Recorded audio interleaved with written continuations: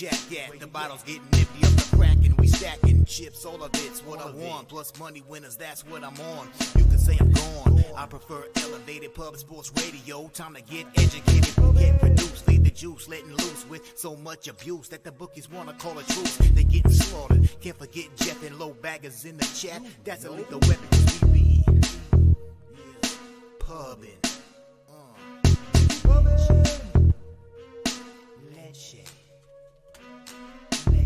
What up, cappers, gamblers, punters, hustlers, low baggers? Happy March 13th to all of you. Thank you for watching Betting with the Bag right here on Pub Sports Radio. It's been an excellent month.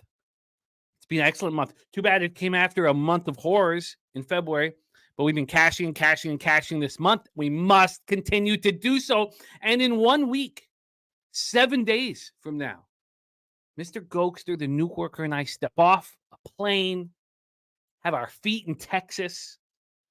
Woo-wee. I'm pumped up. I'm so excited to be down in San Antonio 1 week away. 1 week away, which means next Wednesday we'll be betting with Bouquet.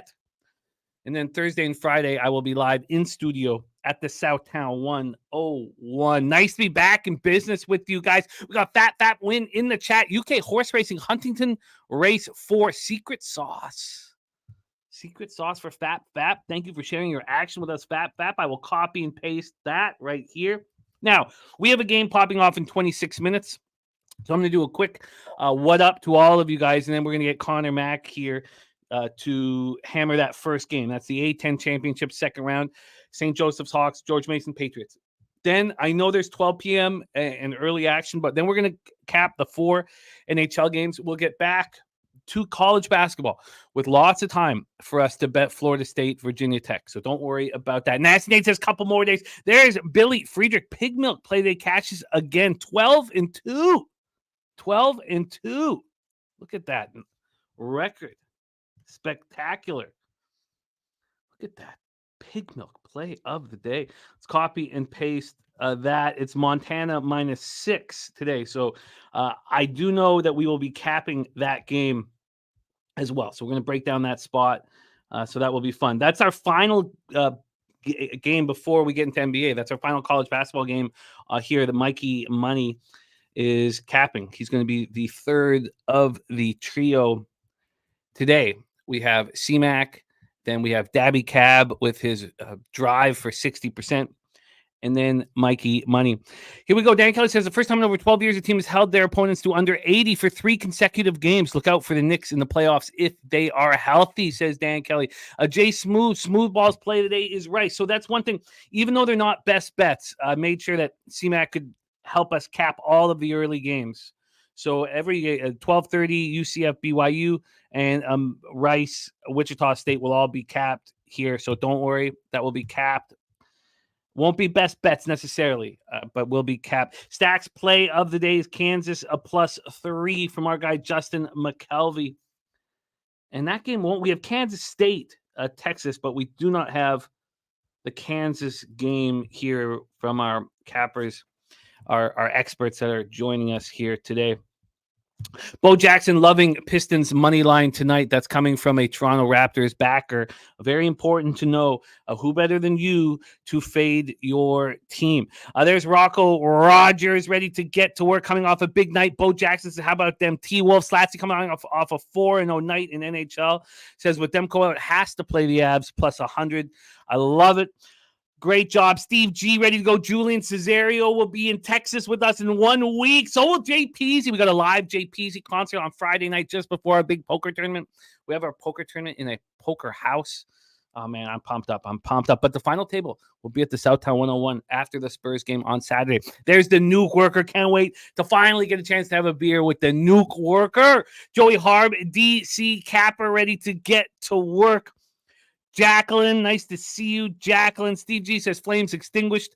I said that they were going to go on a losing streak, but I thought that was going to start against Tampa. But I have faded them heavily since then. And, we've gained back 13 units in NHL. Now we're not. Oh, it's going to be after the poker tournament, JP. That works out best, actually, for all of us, because then we'll be all we'll be in the right mood. We'll be in the right spirit. We'll be liquored up. I love it, JPZ. That works best too. I agree. Dan Kelly says Charlotte Detroit moneyline parlay pays 2-1. Let's get to work.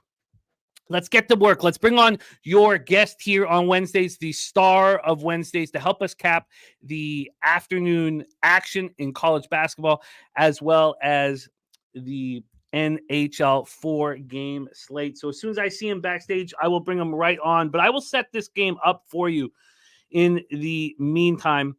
So let me pull this up and get this ready to go. So we're just going to cap this one game, then we're going to get into NHL. This one pops off in 22 minutes, and let's bring on our college basketball expert here on Wednesdays, coming to us from Las Vegas, Nevada, with a ton of afternoon action here for us. Please welcome Make it a Mac Daddy in the house. What up, CMac? How are you? Jimmy, what's going on? I'm doing great. Shout out to the chat. Yeah, 1 week away. Papa Palooza 3. I can't wait. Oh, God. I need it. I need it in my life.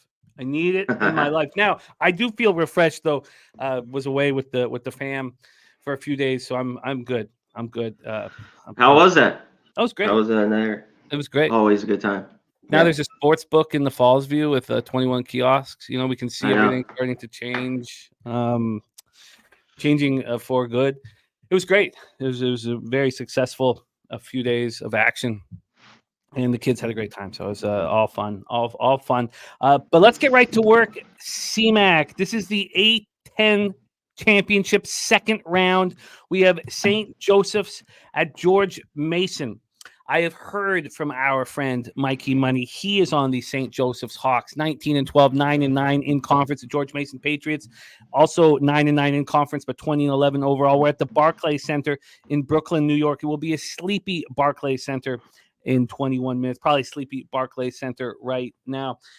So these teams met each other once, just one time this year, and it was at home. St. Joseph's beat George Mason 75-73. And that was the alone meeting between these two squads that were tied in conference. Let's take a look at the line history here for this one.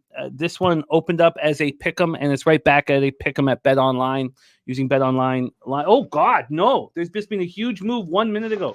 Wow. 1 minute ago, Bet Online moved this 2 points towards George Mason. Wow. There had been a 1 point. That means Hall's in then. It has to. Yeah. I think 22 minutes before a 2 point move. Wow. Okay. So we'll let our guy CMac touch on that. From a total perspective, has that just changed as well? Because that market move happened a minute ago. Yes, it has. This has gone up 2.5 points. Was at 136.5, is now at 139. So a big change here. And then cash wise, you have a huge change in the market here. This was 52-75 on St. Joe's. It's now 67% on St. Joe's. So the George Mason money is coming in quickly. From a total side of things here, 57% of the tickets, 94% cash on the over. Take it away for us here, CMac. St. Joseph's Hawks, George Mason Patriots, second round action. Take it away. This should be you talked about it, a sleepy start here with the Barclays between these two teams. One team that's been tough, both these teams, Jimmy, have been tough for me to figure out all year, really betting on them. Wanting to back St. Joe's, and they've been a classic team, even down the stretch, kind of win one, lose one. There's been a ton of consistency, especially the last month and a half of the year. A good win and a bad loss, and a good win and a bad loss. So it's just it's been weird. I still think they're all right offensively, not the best defensive team. On the flip side, George Mason, very good, wants to keep the game lower scoring, and they have. You know what? Even before Hall went out, kind of had a few unders, and the last few games he's been out, both wins way under, 69-51, 64-46 against Richmond. I think this pace is slower. Now, St. Joseph's, I think this is a low total in this game. And one thing, even though with Hall in, he's that important, I don't want to lay even 3 points with George Mason here in this game. I don't at all. I want nothing to do with it. But I like this under, in the first half under. I don't know if you could look around if there's a total of 64.5 I'd be interested maybe in this first half under. Well, let's do some line shopping for you. We have a lot of George Mason backers here in the chat. Jared Bush, I just moved on George Mason. We have Jay Smooth on George Mason. I've copied and pasted our guy JT's action, Talk Sports with JT in the house. Very, very fun. Also, Hunter Engelhart jumping in the chat, pumped up about baseball season coming up. So let's see what we can find you here on the first half totals. And here we go. So that move is across the board there on the full game here. Yeah, I mean, unless these, yeah, I mean, I've got 64.5 at my bookie. What's the juice? The juice is minus 115. All right. Give it to me. You got it under 64.5. First half under for CMac, and CMac is on the board. Now we're going to have the opportunity to live bet this, so keep us in the loop as to how this is banging out. But first half under 64.5, minus 115 available now at my bookie. Chris Boggin says it's a minus 108. So Chris Boggin, that's a 64.5. Like to hear it, like to see it. Director 97 is on the over 136. Well, that was a big move that happened up to 139. There's our guy, Fat Wally, in the house. Rodney Barton says, I wish I was going to Pavapalooza. One of the fun things about Pavapalooza is not only, will almost everything be, live and aired so you can kind of live vicariously, but we're going to do it every year. We're going to do it every year right at the same time. And I think this first round of the NCAA tournament will be our move from now on. I think we're going to love it so much. So we're all going to be there every year. That was the importance of doing it last year, just so that everybody knew every single year we're going to be there. And there's going to be things that come up in your life that won't allow you to be there each year. But join us next year, Rodney, my man. All right. So CMax on the first half under 64.5, minus 108 in the A10 championship, second round, St. Joseph's Hawks, George Mason Patriots. We're going to move back into, we're going to move into NHL. There's Tori Coker in the house, Philly Eagle Flyer, Oldie, Nunya. Great to see all of you guys here rolling with us. We're going to break into NHL now for 4 games, and I promise you we'll be back with lots of time to bet the Florida State, Virginia Tech ACC tournament second round game that pops off at 12 p.m. in Washington, D.C. So let's get after it into NHL. We start at 7:30 p.m. Eastern. Los Angeles Kings 33-20-11, 19-9-4 on the road at St. Louis Blues 33-29-3, 18-11-1 at home. We're Enterprise Center in St. Louis, Missouri. Cam Talbot and Jordan Binnington, my guy Loopy in the house. Nice to see you, Loopy. Cam Talbot, 19-15-6, 2.47 goals against average, 916 save percentage, 2 shutouts. Even though Riddick is playing well, coming off that shutout as well, Cam Talbot has, secured the opportunity to be the starting goaltender if the game one of the playoffs was going to start tomorrow.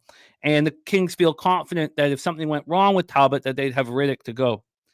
Jordan, the problem is that, we think that the Kings are going to have a very, very tough team to play against in the first round of the playoffs. We'll get into that shortly. Cam Talbot, Jordan Binnington. Binnington's been very good, as Hofer has been good. So, the Blues bookended their 5-game road trip, and we were excellent. I would say the Blues have been the highest ROI of any team I've capped this year. We seem to have a good read on them. One thing I never want to do is fade them at home. We've talked about how much value I believe they have at their Enterprise Center, how much value they have as a dog. And you guys know that I have a bias with the Kings. I think the Kings are better than their record indicates, and I think they're going to be a very difficult out in the playoffs. I am fading the St. Louis Blues here after a possible season-defining performance over the Bruins with Hofer in net 5-1.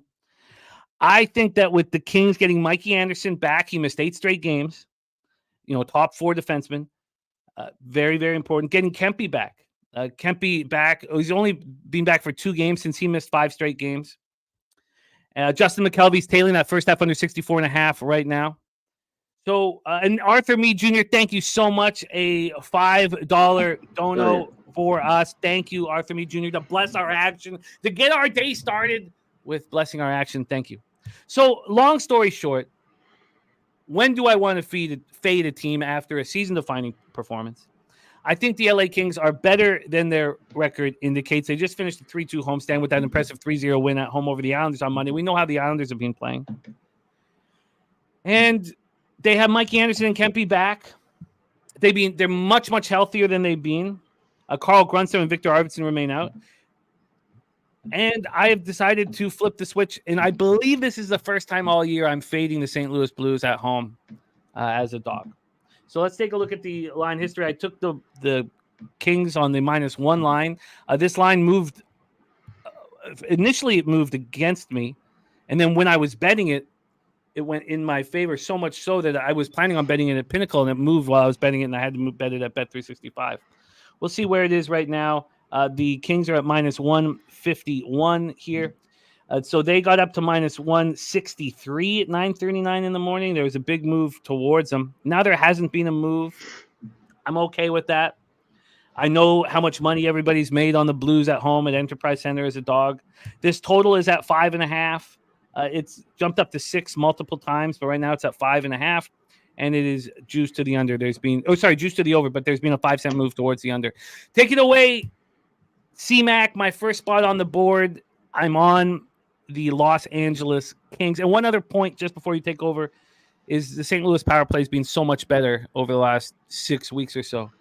But the Kings penalty killing up with the Flyers, top 2 penalty killing units in the league at 86.3%. Take it away for us, CMac, Kings, Blues. Yeah, I think this game will be good. Shout out to everyone in the chat. Appreciate all you guys. I can't hear you. Stimmy OG, Al, DC Capper, I saw you. And anyone else that said what up. If I didn't, shout out to you guys. I can't take the Kings here, Jimmy. And I'm the same way. And this could be a really good game for them to find. Both teams, Kings getting healthy. This Blues team is healthy. I faded them on this last road trip to success, and then I just kind of threw a flyer with them. I haven't took them a ton on the road with the Bruins. So, yeah, I think I've been just red hot with this Blues team all year long. And I got to take them here. Again, I think this is a lower scoring game. I don't trust the Kings to consistently, since that big run and since how they were so great on the road to start the year, it just seems like win one, lose one, win one, lose one. I do think some people already put in the chat with the draw. I think there's a couple games today that can have it. I think this game's lower scoring. I want the Blues here. Give me the best number you got. All right. So CMac on the Blues. I am on the Kings. Let's line shop for CMac. Now I am on the -1 line, so it is a trickier proposition. Let's grab you the best money line we can. Ricky Levine, who knows this Kings team inside and out, says if you can get the 6, take the under. I agree with that. I agree with that. Steve G says meaningful game for LA. My prediction is this team is nobody wants to face them come the end of the regular season. With Mikey Anderson back, having him out, fortifying their defense, and then Kempe back. But this is part of the fun. We can get you a +136, +138 at +1. What's that? Yes, +140 at Will Hill. Give it to me. 140 is the highest spot on the board, and you are locked in. So a +140 for CMac, and I got a +102 on the -1 line. Jay Stone, yes, the Blues are back off of a road trip. They are. Now, there's not as much travel for them as some of the teams we'd like to fade, but you're right. It is that first game back is a spot that I like to fade. And again, this is the first time I'm fading the Blues as a dog at home all year. Okay, let's roll on here. Next up for a 7:30 p.m. Eastern, Nashville Predators 37-25-4, 19-10-3 on the road at the Winnipeg Jets 41-18-5, 22-8-2 at home. Canada Life Center, Winnipeg, Manitoba. Now both these teams are cashing me the season win total over 87.5 for the Predators, 91.5 for the Jets. And that's not why I haven't moved on this game, although I like both these teams very much. I love what Winnipeg did bringing in Toffoli. I've loved what the Predators did last year, cutting dead weight, even if it meant they'd be financially strapped a little bit. And, and as much as the O'Reilly pickup, I don't dislike it all.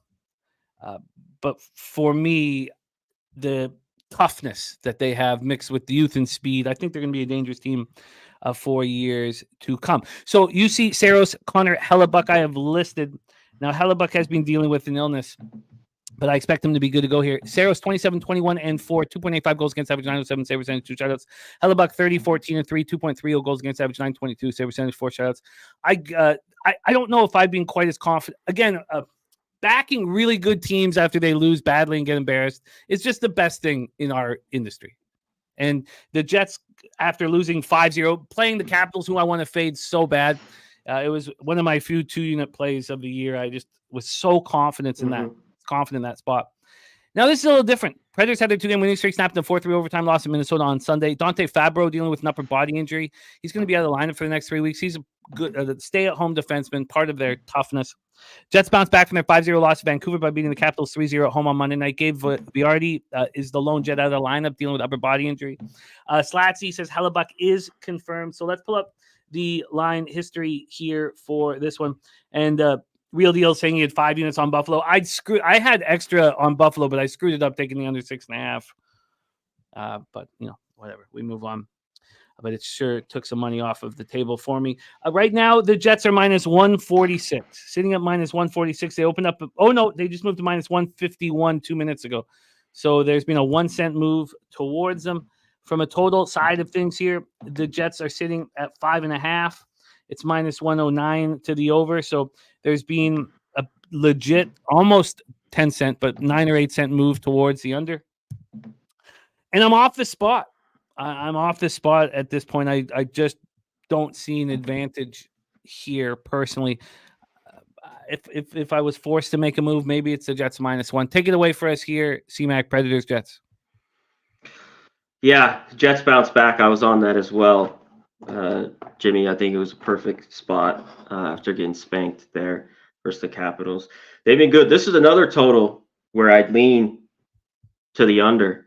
That's the only play I could look at. This Preds team, I had them on Sunday. That was a tricky line versus the Wild a little bit, Jimmy. They were dogs, red hot winners or whatever it was, 10 straight. I had to take them. Tight game. It did go to OT. And that was my only loss on Sunday. So that was I was fine with it. But it would have been nice for the win. In the end, this is tough. But in a game like this that I think it's kind of a coin flip. I know the Jets are at home. I'd be back on the Preds, but I have to have a piece of this draw. I just think this game could be close. Was going through it head-to-head. I know Nashville just had one. They've been playing a few lately. The Jets haven't had one in a minute, in almost 2 weeks, a week and a half. I just see a 2-2 game, something like that, tight here. I had to have a piece of this draw. Can you find the best line for a draw? Because usually they're on the onshore, like the FanDuels give out really good draw prices. So yeah, I'd have to look it up. If you could, let me see. I think 320 is around what I saw. I can beat that. I can get 334. 334. Okay. So I'll put that down right now, and if anybody can find the draw for Nashville, Winnipeg, a draw from CMac draw plus 334. You are in business. Okay, we roll on. Next up, 10 p.m. Eastern, Washington Capitals 30-24-9, 13-14-4 on the road at Edmonton Oilers 39-21-3, 28-2 at home, Rogers Place in Edmonton, Alberta. You guys know Washington's been a little better than I expected them to be, and I want to fade them so badly. I just have this need to fade them, and I've been a little more patient as they've been playing better than the sum of their parts. Dan Bonner finding the draw plus 340. Thank you, Dan. Great stuff. Perfect. There you go, for 340. Bo Jackson seeing it at 330 at Caesars. Thank you guys for looking. That's what I see, yeah. I'm not sure. I'll take the 340. Yeah, we got it locked here. Kong Slip seeing at 340. What up, Kong? Darcy Kemper, 13-12 and 3.15 goals against average, 893 save percentage, 1 shutout. He's not a very good goaltender. I'm not entirely sure if he will be in fact in, but he was listed last night. Could be Charlie Lindgren. Stuart Skinner, 29-13 and 3, 2.58 goals against average, 907 save percentage, 2 shutouts. I mean, we know what the weak spot is for these Oilers, and it's goaltending. Washington power play, 18.9%. It's really come on. It's nice to see. Nice to see Ovi still has it, and that this power play can build up. 80.3% penalty killing, very impressive. Edmonton power play, 25.7% power play. I know that their penalty killing took a big hit, but it's been strong all year and much stronger than it was last year. So let's roll into the line history here for this one. This total is sitting at 6.5 minus 118 to the under. That's where it opened. It did drop to 6 for a little while. It's back at 6.5, so it's right where it opened, heavily juiced to the under. Then from a money line standpoint here, get this up. We have the Oilers sitting. Wow, I like seeing that big move towards the Oilers, as it should be. Minus 270. Love to see it. I got in on the minus 1.5. It was another move that it moved while I was moving on it at Pinnacle. It moved to minus 108 from minus 105, and then it was going to be just minus 110 if I sent it into my local, and I prefer that. So I did that. I got the minus 1.5 at minus 110. I like the fact that I don't like the fact, they're coming off a real almost perfect road game, 4-0 win at Pittsburgh, but that was on Sunday. This game is not on Tuesday, right? I like that they got that extra day to regroup. I mean, I don't love the situation for them. Slatsy's on the Oilers first period minus half. I don't love that Capitals look bad in that 3-0 loss at Winnipeg, but I don't know if Tom Wilson's going to be in the lineup. He missed his first game since January 11th. He's got an upper body issue. He's rolling right now. They say 15 goals, 28 points, 61 games, disappointing. No, that's not for the toughest guy on your team. Yeah. That's fine. And he has 7 points in his last 8 games. They've been playing without Nick Dowd, a center, Martin Ferrovieri, a defenseman, for a while. And if they don't have Tom Wilson in the lineup, it hurts them because you got to keep an eye on wherever he is because he could knock you out. So the road trip wasn't very good for the Oilers. They had 2 losses in there. The one was the crazy overtime and then shootout loss against Buffalo. But they had 2 losses, 2 wins. Slatsy saying Skinner confirmed. I'm on the Oilers on the puck line, and I expect them to take care of business. And if you are watching this game or you're following along and the Capitals take a lead, it is a gift. Just like it was last night when the Flames took a 2-1 lead over the Avalanche. If you were watching that game, the Avalanche were completely dominating the game. I mean, completely dominating. And I missed the plus 115 by a second, moved to plus 105 when I moved on it, but it's okay. If the Capitals take a lead, that's a gift. Live bet the Oilers. Take it away for us, CMac. I'm on the Oilers minus 1.5. Floor is yours, Capitals, Oilers. Yeah, and I will do that because shout out Slatsy. I saw you. Who else had it? Philly Eagle Flyer, maybe. I was trying to do this. I don't want the team total. There's too much juice here, even for the puck line, because I think they can jump on them early. I have plus 120. I don't know if you can get a better number. First period. Give me the Oilers. It's a little bit different. They're coming off that trip, and really to sneak that win, the OT, to get that knotted up late. I mean, it could have been 1-3 trip. I kind of stole one there in Boston. Then the couple of bad losses and bounce back. It was all over them on Sunday.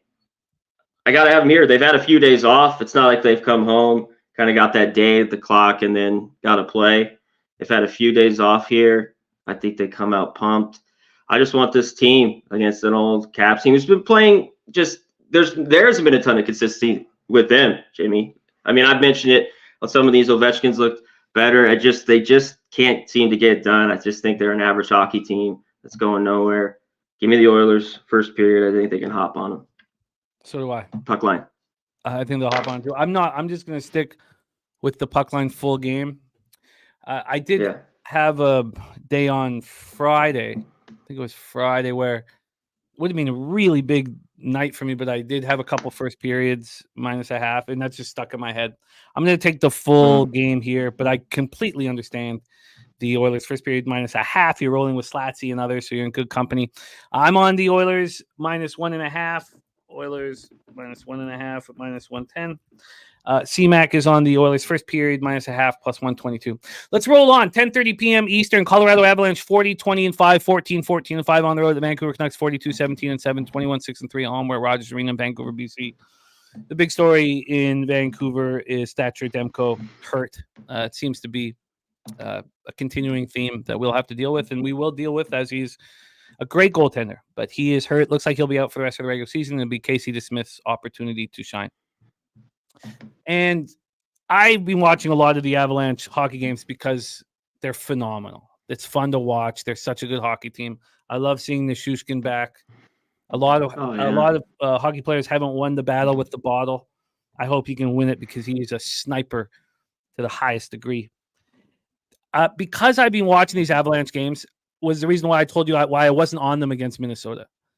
They completely dominated the first 2 games of the homestand. And I was like, look, it's just not that easy. NHL's never going to be that easy. It doesn't matter how much extra skill you have than the opponent. And they won that game 2-1 in overtime. This is a similar thing for me.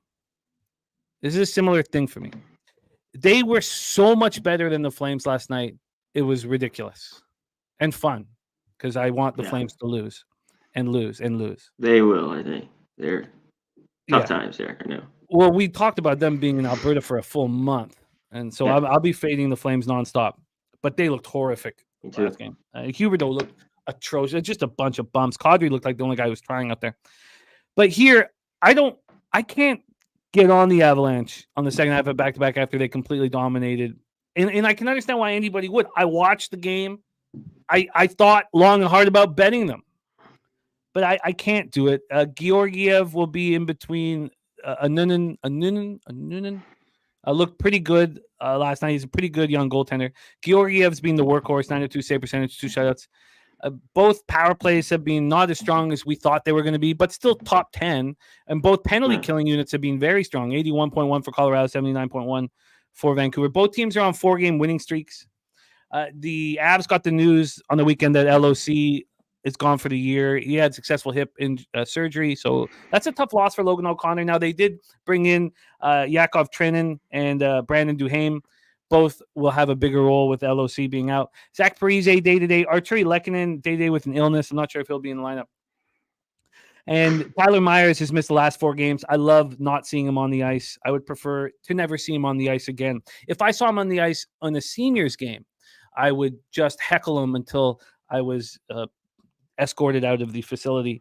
This center, Dakota Joshua, is out as well. I imagine that the skill, and I looked again at futures on the Avs. I just don't want to spread myself too thin because I've already got the Kings and Oilers. But this is a phenomenal hockey team. There's been a big move towards the Vancouver Canucks.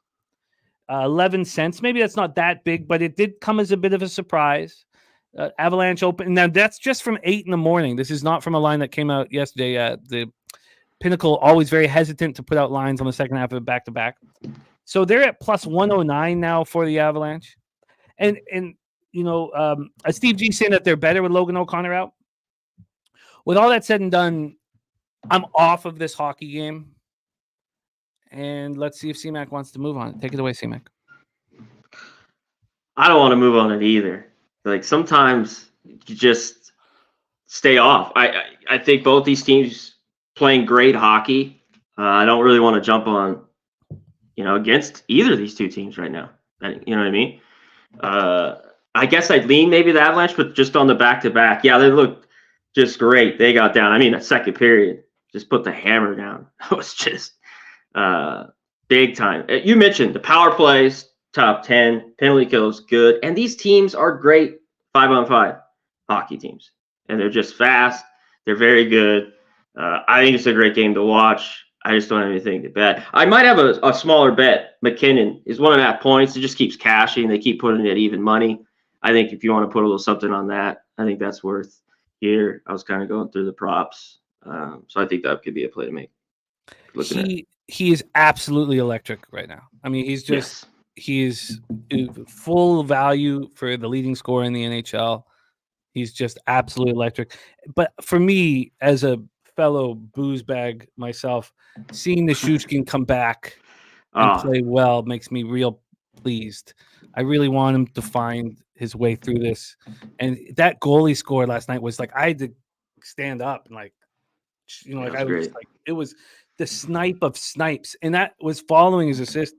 So I'm cheering, booze baggers unite. I'm cheering for Nishushkin to find his way here. So that's the NHL breakdown. Let's get back into college basketball, but let's review all action. CMac and I on opposite sides in the Kings Blues game. CMac on the Blues at plus 140. I'm on the Kings -1 at plus 102. Then CMac is on the draw in Nashville, Winnipeg. Then Washington, Edmonton, CMac on the Oilers first period -0.5, and I'm on the Oilers -1.5 at -110. And then Colorado, Vancouver, we have stayed off. Steve G says McKinnon is the MVP this year, no question. Yeah, but I don't think it's a draw having, Draisaitl helping McDavid and Makar helping Colorado. Makar is better than Draisaitl, but I hear he's been phenomenal this year, and he deserves. I think Pasternak also deserves to be in that talk because he's just been spectacular. We are so fortunate to watch all these spectacular hockey players, and now we get to see them in the playoffs together, while Sidney Crosby and Alexander Ovechkin watch and train. Feels good. Okay, let's move into college basketball. We've already talked about the first game on the board. And CMac moved on the first half under. That is live. Richie Rich in the house. Great to cap NHL with you. Rocco Rogers. So many great cappers here in the chat. And Fat Wally says, going to the heart doctor today to get me cleared for pub 3. Like Tommy Boy, Wally want wingy. Wally want wingy? Oh, it's a Fat Wally. I love you, Wally. Okay, let's roll back to college basketball here. 12 p.m. Eastern is the next one. ACC tournament second round. Florida State Seminoles 16-15, 10-10 in the ACC. At the Virginia Tech Hokies 18-13, 10-10 in the ACC. We're at the Capital One Arena here in Washington, D.C. The importance for these teams to get on a run here. You get eliminated, nobody wants you. And then they're not going to want to go to the tournaments that do want you. So this is a must win for both teams here. Let's set this up for you guys. Round 2. Both teams played on Saturday. Virginia Tech finished off their season beating Notre Dame 82-76. Florida State finished off their regular season with an 83-75 win at home versus the Hurricanes. Let's take a look at what happened when these two teams met each other earlier in the year. The first meeting was at home for Florida State, and they just got past Virginia Tech 77-74. That was back on Saturday, January 6th. The next time they faced Virginia Tech was Tuesday, February 13th. Florida State traveled to Virginia Tech and lost 83-75. Again, it was a walk-in show, but it was not enough. So they split the season series. Let's pull up the cash flow and the line history then for this one. From a line history standpoint, I'll have all this set up much quicker as we start rolling through these games. Again, we got CMac first, then Dabby Cab, and then Mikey Money to close up shop here. So here we go. We have right now at Bet Online, Virginia Tech is at -4.5. They opened up at -3. They're a pretty legit move over to Virginia Tech, 1.5 point move towards them. From a total side of things here, let's get this up. We are dealing. Come on, show me. We are dealing with a 152. This opened up at 153, so we have a 1 point move towards the under. And cash-wise, 60% of the tickets and 95% of the cash on the under, just a 1 point move to the under. And then Virginia Tech is very public, 85% of the tickets and 95% of the cash. Now, the market is reacting. So if you're on a very public side, you need to know that the market is reacting. They're reacting. There's a very public side. Take it away for us here, CMac ACC tournament second round, Seminoles, Hokies. Yeah, they're reacting. I think they're kind of trusting this Virginia Tech team. And they played well of late. Winners of the last 3. I thought the defense has been better. The turnovers, they've shot it well. This was a team that struggled early on that I thought was going to be a lot better. Jimmy, they're 18-13. I mean, they were 15-13 just before those wins. Padula, Hunter Cantor. These guys, it seems like they've been there forever. Need to have big games. But in the morning here, and with this, these are two teams too I'd lean over, but I don't want to mess with this total in this conference game. I think this could slide under. I don't know what happens. You know what? Now it's at 5. Some of these lines to me have just stretched too far. We'll get to a couple of them later. They did yesterday. With Stony Brook, I had to get on it. This is in the range. I just think right now I don't want to lay points with Virginia Tech, even though I think they're slightly the better team. Both these teams aren't don't play defense a ton, which I don't love. So if I had a free bet, I'd take Florida State. And now there's a few 5s, right? I didn't see 5s, but let me reset. I know Those there's are 4.5s. Yeah, lots of 4.5s. Let me see if we can get some 5s. Razor Sharp picks in the house. What up, Razor? Nice to see you, my guy. Let's get this. What up? God, Razor, all of us going to be hanging in a week's time. You kidding me? Okay, here we go. So let's see if I can find a 5. Does feel like it's a few too many. Let's pull up here. I shouldn't say a few too many, but it's a big swing. I have no 5. Oh, yes, we do. You're absolutely right. Pinnacle has moved it to 5. Yeah, there you go.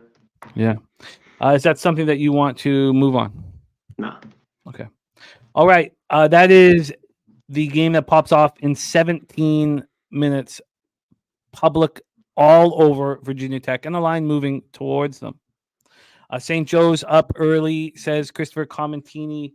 Yes, and it's being for 4 minutes and 39 seconds and 11 points have been scored. So let's get CMac home there. Let's move on to the next spot on the board. 12:30 p.m. Eastern with the Big 12 Championship second round. UCF Knights 17-14, 7-11 in the Big 12.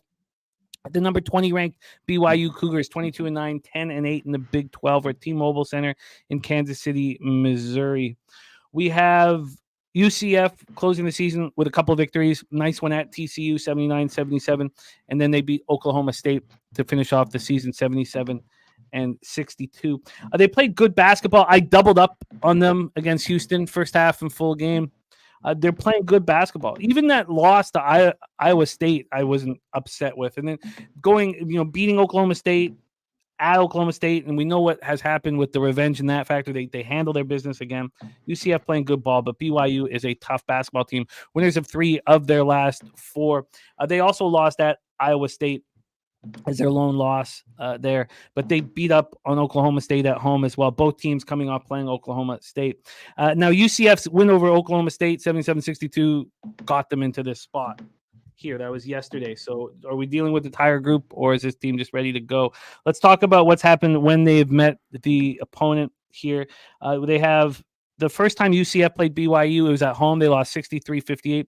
Then they traveled to BYU and lost 90-88. So they lost 2 very, very close basketball games to BYU. Let's take a look and see what the line is telling us here and what the market is. We have BYU right now as 6-point favorites. There are some 5.5s, but most books are hanging 6s. BetOnline hanging the 6. This opened up at 5.5. It moved to 6 at 8 this morning. So we have a half-point move towards BYU. From a total standpoint here, we are sitting with a 145. That's exactly where it opened, at 145. And then cash flow here. Sorry, here we go. Then cash flow. We have 67% of the tickets and 84% of the cash on BYU. Markets moving towards them. And total-wise, no help with 2,318 tickets in. We don't have any information there. Take it away for us here, CMac. 12:30 p.m. This game pops off in 45 minutes. Big 12 Championship, second round, Knights Cougars. Yeah, this is one key to Central Florida. Jeff just put in the chat, is the offense. Can it, hang with BYU? And I think it can, because BYU's been all right in certain categories defensively. But UCF here has the better defense. Central Florida's got it. You mentioned how well they played down the stretch in some of these close losses, but beat TCU, Oklahoma State. When I go through a lot of these games, similar teams, obviously in conference, and I don't find that big a difference here of 6 points at all. We know BYU. They shoot the 3, and, they can get red hot. They were red hot early against Iowa State in the last week. It killed me. By the way, Iowa State, Jimmy, I think it won 10. It covered 10 straight first half conference games and 15-2. That's another story. I'm sorry. I'm still pissed off from last week. BYU, though, 11-3, second in the country. Shooting 32, second in the country attempts. So they're going to chuck it. But I like this defense. Central Florida. I love how they play. I love how they play on the perimeter. Seller's a good player. Johnson, they got to be the two. They're basically the 1-2 punch here for them. Too many points. As it showed, the games were close. Unless BYU is red hot, this game is tight. I want the better team, better defense. Give me the 6 here, Central Florida. Let's get you the 6. UCF here for CMac. Let's lock this in for you. Plus 6 at -108. Can we get less vig than that? No, plus 6 at -108. So let's lock that in for CMac. UCF plus 6 -108. Locked and loaded. Brent Cook loving it on UCF too, fading the public in this spot. Both these teams, real quick, Jay, are pretty deep. They're not, you know what I mean? They play 8 or 9 guys, so I don't worry about that. You know, that's just you're going to be that they're tired or any of that bullshit from playing yesterday. It's just game 1 of the tourney. Yeah. If anything, this would help them, especially in the first half. I have no fear of game 2 of these types of tourneys here. As we go down further. Locked in for CMac, UCF plus 6 at -108. We roll on. Next up for us, we head over to the AAC, American Athletic Conference Championship first round, and we've heard from our guy, Jay Smooth. Smooth Ball's play of the day is Rice plus 3.5. We have Rice Owls 11-25 and 13 in conference. At the Wichita State Shockers 13-18, 5-13 in conference. Dickies Arena in Fort Worth, Texas for this tourney. These move over here, and we have Smooth Ball's play today backing Rice. Rice lost 4 straight to close out the season, and these teams just faced each other. Wichita State and Rice. Wichita destroyed Rice 87-66 at home, just completely dominated the situation. Let's see what happened the first time these two teams met, and if it was quite as pummeling. That was the lone time these teams have met. So it was just a 21-point pummeling delivered by the Shockers in this one. Very interesting look here from Smooth Ball's play today. I mean, I get it. Look what Wichita did in that game. 63.6 from 3, 52.6 from the field. I mean, they just got hot in the second half and just dominated. Will Rice have an answer here? Take a look at the line history. We have Rice sitting right now at plus 2.5 or 3, depending on where you shop. We're using Bet Online openers. Bet Online has this at 3, plus 3 at -115, and that's where it opened. So there's been a 5-cent move towards Rice at this point. This did get up to 3.5, but every time it got up to 3.5, it came right back to 3. So a 5-cent move towards Rice at this number. Then from a total standpoint here, we are dealing with a 139.5. This opened up at 141.5. It's gone a 2-point drop towards the under. And you have 15% of the tickets and 36% of the cash on Rice here. So the public all over Wichita State, but not the big bets. 63% of tickets on the under. Well, consider me very interested in the Rice Owls. Let's hear what CMac has to say. Take it away. Do you agree with Jay Smooth, with the Smooth Balls play today? We're in the AAC first round. I do. I just don't have any trust with this Rice team. You know, I haven't at all. But I like the situation here. One thing I love, too, as I'm going through teams that have been playing better towards the end of the year, and I love to look at teams on neutral court, that's early on in the year, Jimmy, but on the road. One thing, Rice, a bad basketball team, 5-7 on the road, 7-5 ATS. They're one of these teams that, you know, played all right. You know, they're pretty bad at home, just 6-10. So I love to see that. Wichita, you mentioned, just shot the lights out in that game. I don't think they're great. They looked all right down the stretch. They beat UAB. They lost to Tulane by 10. I've had trouble with Rice just backing them, you know, at all. It seems like the last couple of years. But free play in a coin flip game, a kind of a revenge, I take Rice. I just don't trust them. Seems like I'd want 6 here. Feel a little bit better, but that's just me. No, I hear you. It's the line being so short is extremely It's screaming. fishy. Yeah. And I am going to bet Rice. I'm going to join Jay Smooth here. I'm going to get a +3, but I'm going to move on this. So that will be my first foray into afternoon action. I'm going to be on the Rice Owls.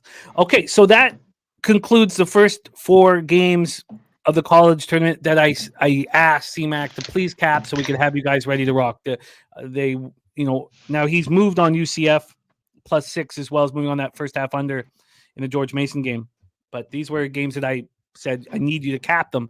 Now we're going to go into games that he wants to cap. So these are his choices for best bet.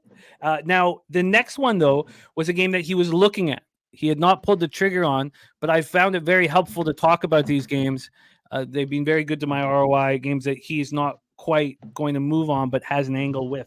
So let's roll. 2:30 p.m. We have the ACC tournament second round.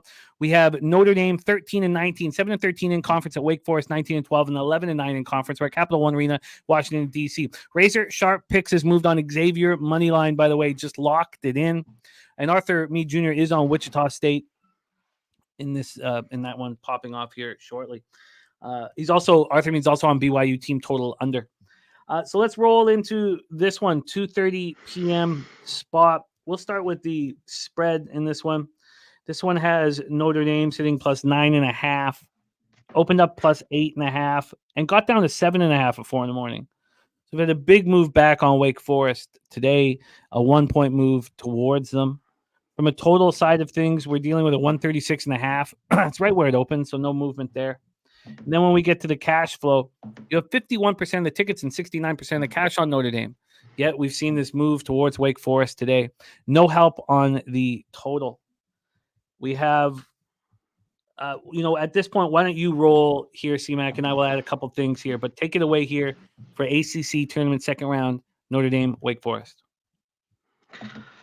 Yeah, I've just been looking at this game a ton since last night and this morning.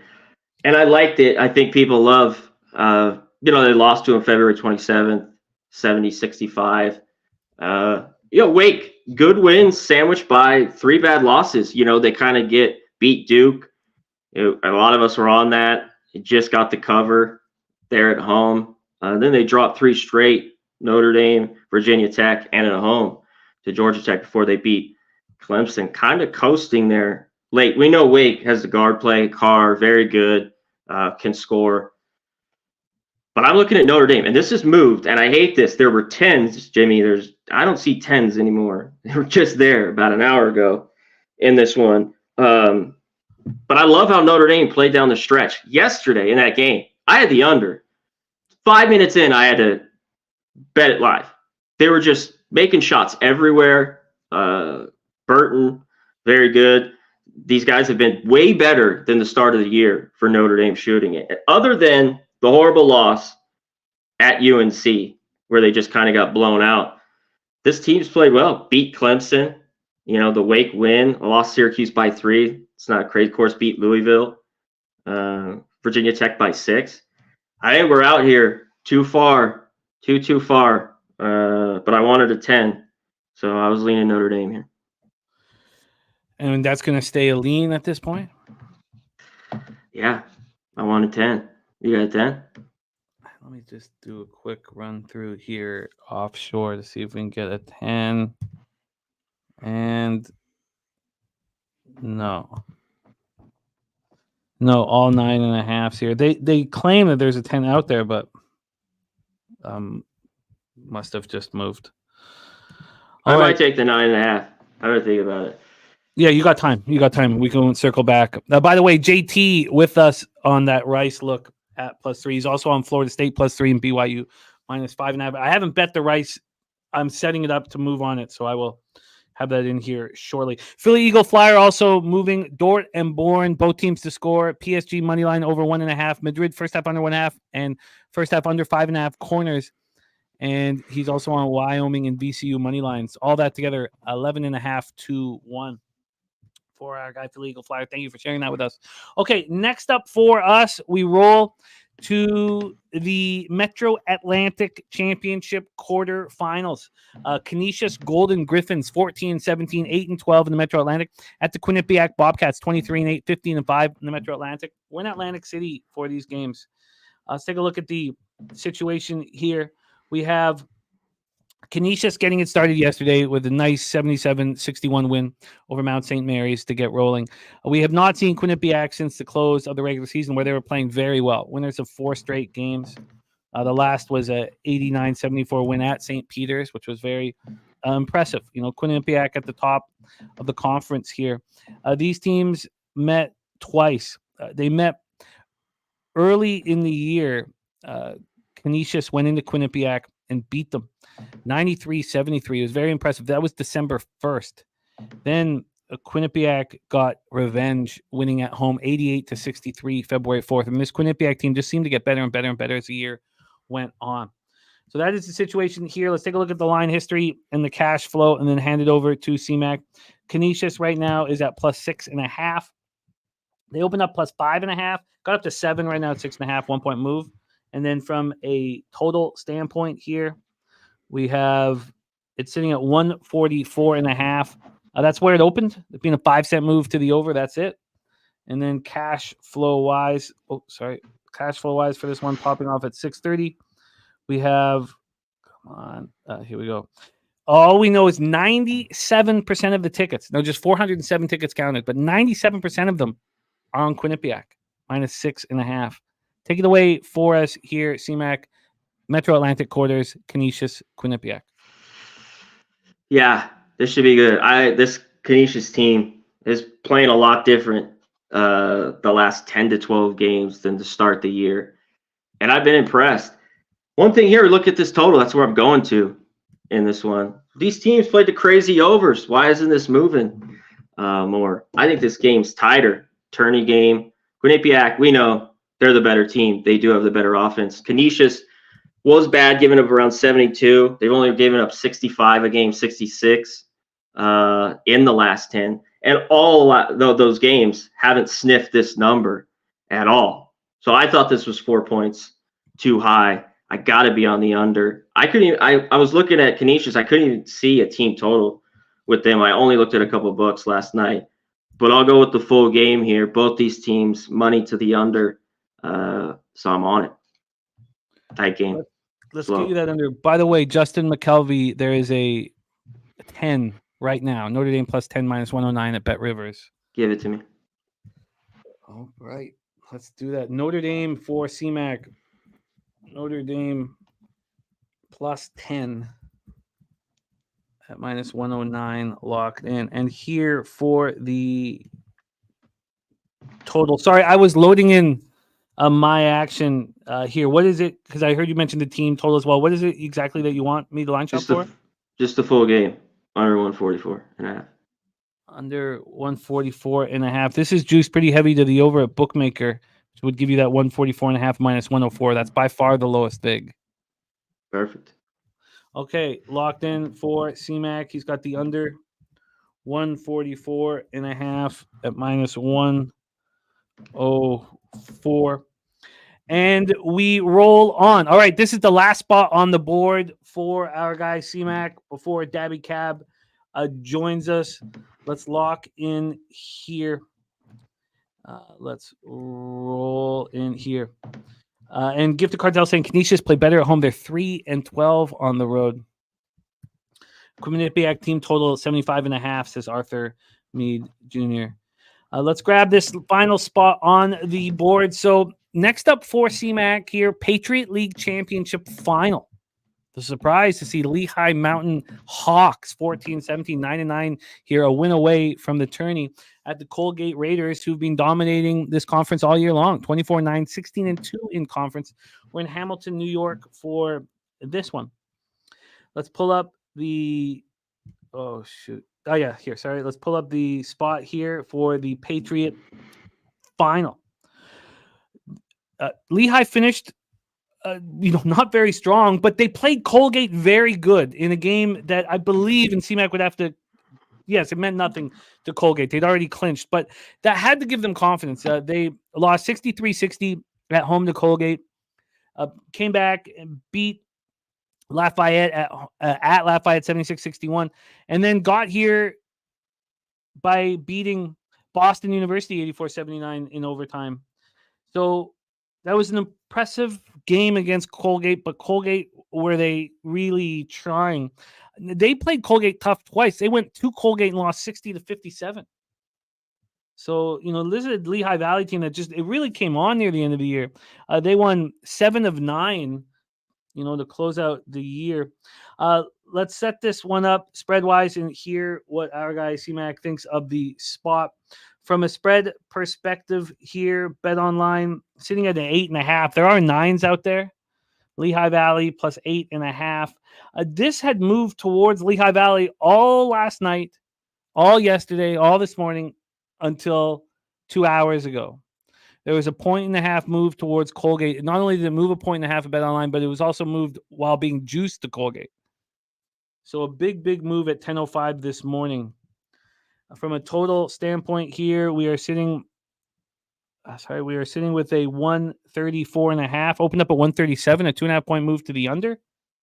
And then from a cash flow standpoint, we have blew past it. We have 64% of tickets, 79% of cash on Colgate, 56% of tickets, 61% cash on the over, despite watching the market move to the under. Brent Cook liking Lehigh here. Jay Smooth liking Lehigh here. Robert Franklin on Lehigh here. Justin McKelvey on Lehigh here. Wow. Take it away for us here. CMac, Patriot League Championship, Lehigh Colgate. Yeah, I've been obviously on this Lehigh team looking at them all year as we do this daily. I love this basketball team. We talk about good teams on the road playing good basketball. Double combo here, Jimmy. That's Lehigh. They're only 8-10, 14-3-1 ATS on the road. You mentioned 7 of 9 went out of the last 9 game winners, and that one loss was the 3-point loss to Colgate, and a 2-point loss. This team is gritty. They have one big score. Whitney Sidney, he averages 16, 17 a game. Colgate's defense is good. I lean strong to this under. There's no movement, conference game. Both games were dead unders, so lean strong to the under. Colgate, you want to lay 9 points with them?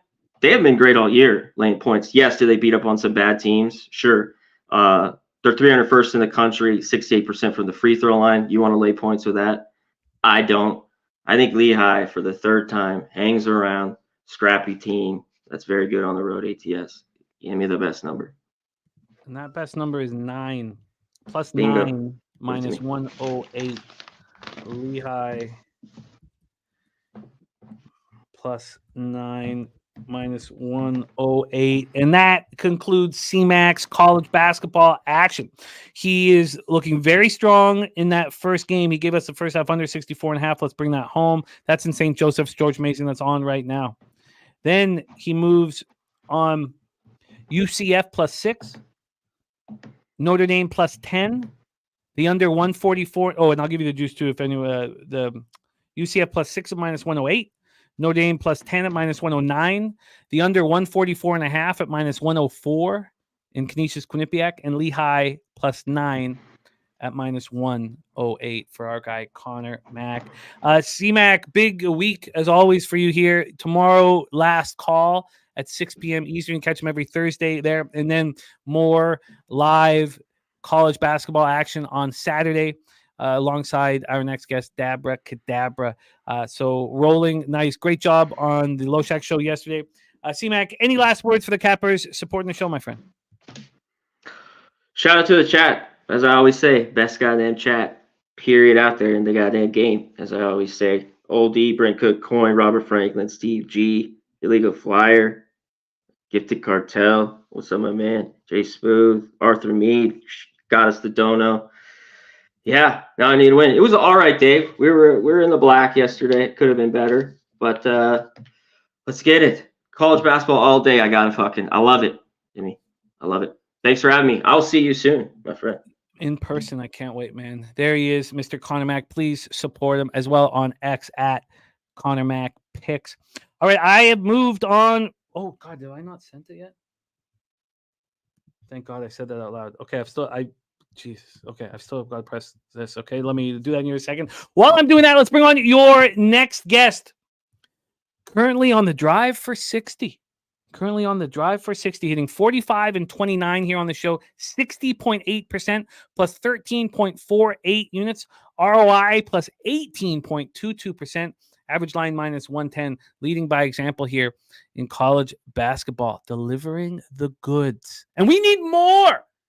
We need more leading up to all of us hanging out in person in San Antonio. Please welcome from Dallas, Texas, the Magic Man, Mr. Dabra Cab. Dabby Cab, how are you, my guy? Jimmy, chat, man, I'm good. Jimmy, I have a couple hustles. I don't only gamble for a living, but I was able to take money out of my account and pay for some bullshit that broke on my house the other day. It's nice. It's nice to be able to pay for shit off of games that we bet. So that was a positive there, even though it sucks that I had to spend the money. Yes, that is too bad, but maybe will allow you to have a little bit more freedom with your action as you are helping with the family expenses with your bankroll. I am now officially in on Rice plus 3. I'm in business. Daby Cab, the drive 460. I've not seen you since Thursday. How have your last few days been going? Weekend was good, Jimmy. 3-1 on Saturday. I didn't bet Sunday. I didn't bet Monday. I'll tell you what, these conference tournaments, you got teams that are playing, for their life. They've got to win the tournament, or they've got to have a good showing in the tournament, or else, their season's over. And then you've got other teams who are already, sitting pretty. They already kind of know about what their seed's going to be. And I don't want to say they don't care, but motivation factor in these conference tournaments is tough. Whereas in a week, everybody wants to win as much as they possibly can. So when we're sitting together in San Antonio in a week, I love it. It's my favorite time to cap. You don't have to worry about motivation, none of that. These conference tournaments, I'm going to be honest, as somebody who has a little bit lower volume, I take a step back here. I still bet them, but I don't load up like I'm going to load up next week. Yeah, well, you've been handling everything with aplomb, man. Very impressive work, but we need you to get home to 60. I need to have a capper hit the 60% mark, so let's stay focused and get paid. Dabby Cab looking at 2 games here, both in the Big 12, focusing on both spots at T-Mobile in Kansas City, Missouri. Dabby Cab's card gets started in 2 hours and 51 minutes with the Oklahoma Sooners, 20-11, 8-10 in conference at TCU Horned Frogs, 20-11, 99 in conference. Let's set this one up for the Magic Man here on his drive 460. Oklahoma has lost 3 of their last 4 games coming in. Now that was an impressive loss against Houston, losing 87-85, and that wasn't so bad of an overtime loss, 74-71. That loss at Texas wasn't pretty, 94-80. I mean, they're losing to decent teams other maybe than that Texas loss.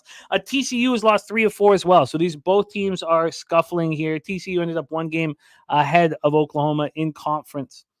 And it was that loss at home to UCF, 79-77 was the final game for TCU.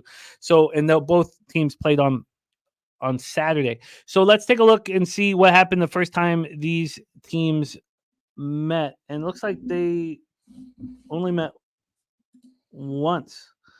They met once. Oklahoma went to TCU and lost 80-71 in their lone meeting this year. So that's it. The only time they faced was a 80-71 victory for TCU over Oklahoma. Let's take a look at the line history here for this one again. This one's popping off at 3 p.m. Eastern. We have TCU sitting right now as 3.5-point favorites. BetOnline has them at even vig 3.5 minus 110. And this opened up at minus 2.5. So we have a 1-point move towards TCU, but it didn't happen right away. The first move was towards Oklahoma. This was plus 2 last night. And then it moved to 3.5 here this morning. From a total standpoint, this is sitting right now. Here we go. Sorry. This is sitting right now at 145.5. Opened up at 146.5. A 1-point move to the under. And then when we get to the cash flow here, we have 40% of the tickets and 58% of the cash on Oklahoma. 36% of the tickets and 89% cash on the under. Take it away for us here, Cab. Big 12 championship, second round, Oklahoma TCU. Did you say the majority of the cash was on Oklahoma? It it's pretty tight cash wise. You have just 40% of the tickets, but 58% of the cash on Oklahoma. So okay, bigger bets on them.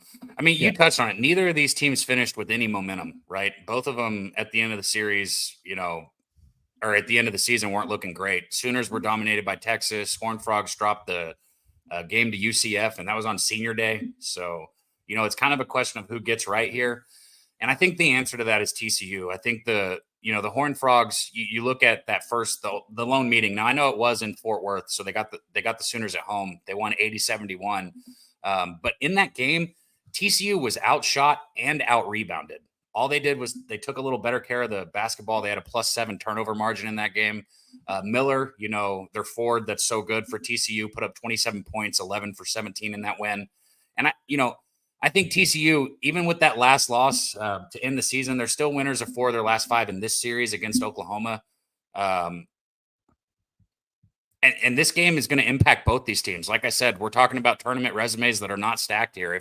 If these teams want to keep going, this is a game I think both of them need to win. I just think the Horned Frogs are better poised to take advantage right here. OU's been out without their junior forward, Hughley. He's only 8.4 points per game, but he's one of the people you see up and down the court making plays for them. They've got a couple injuries throughout this team, and it's just something that, hobbling into this game, you want to be full strength. I think TCU is experienced enough and deep enough. Beyond the arc, they're hitting 36.4%. Miller, like I touched on him, he's been very consistent. He's reached double figures in 19 straight games. So he's going to be their go-to guy. And out of the 2 resumes, the Horned Frogs is less complete than Oklahoma. They need this win. They got to win. I think they come out with the win. I think they cover here. I like TCU. I'm gonna be honest. I've got to get this one in. So I haven't bet this one yet. Is there 3 or is 3.5 the only thing I can get? The line is moving towards the Horned Frogs. There is there's 3s at books that are very dodgy that we don't speak of. Okay. But there's 3.5s at all the legitimate books. Okay. Well, I guess 3.5 it is. I'll roll with the Horned Frogs here. There's our guy Chang Kim in the house. Chang, I've been watching that these parlays that we've been giving you and being very bothersome. And my sides have been delivering for you, Chang. So I want us to come through as a group. When we haven't been doing that. It's one thing, we got it cash as a group. We haven't been delivering that for you. Which is bothersome here. But let me grab this for you. -3.5. Let's see what kind of vig I can get off. Maybe we need to give Chang our best bets. Now, maybe he doesn't want them anymore because it's not been coming through. The Bobana gave it the Red Wings on Friday. Let's grab this here for you. Sorry, multitasking. The 3s.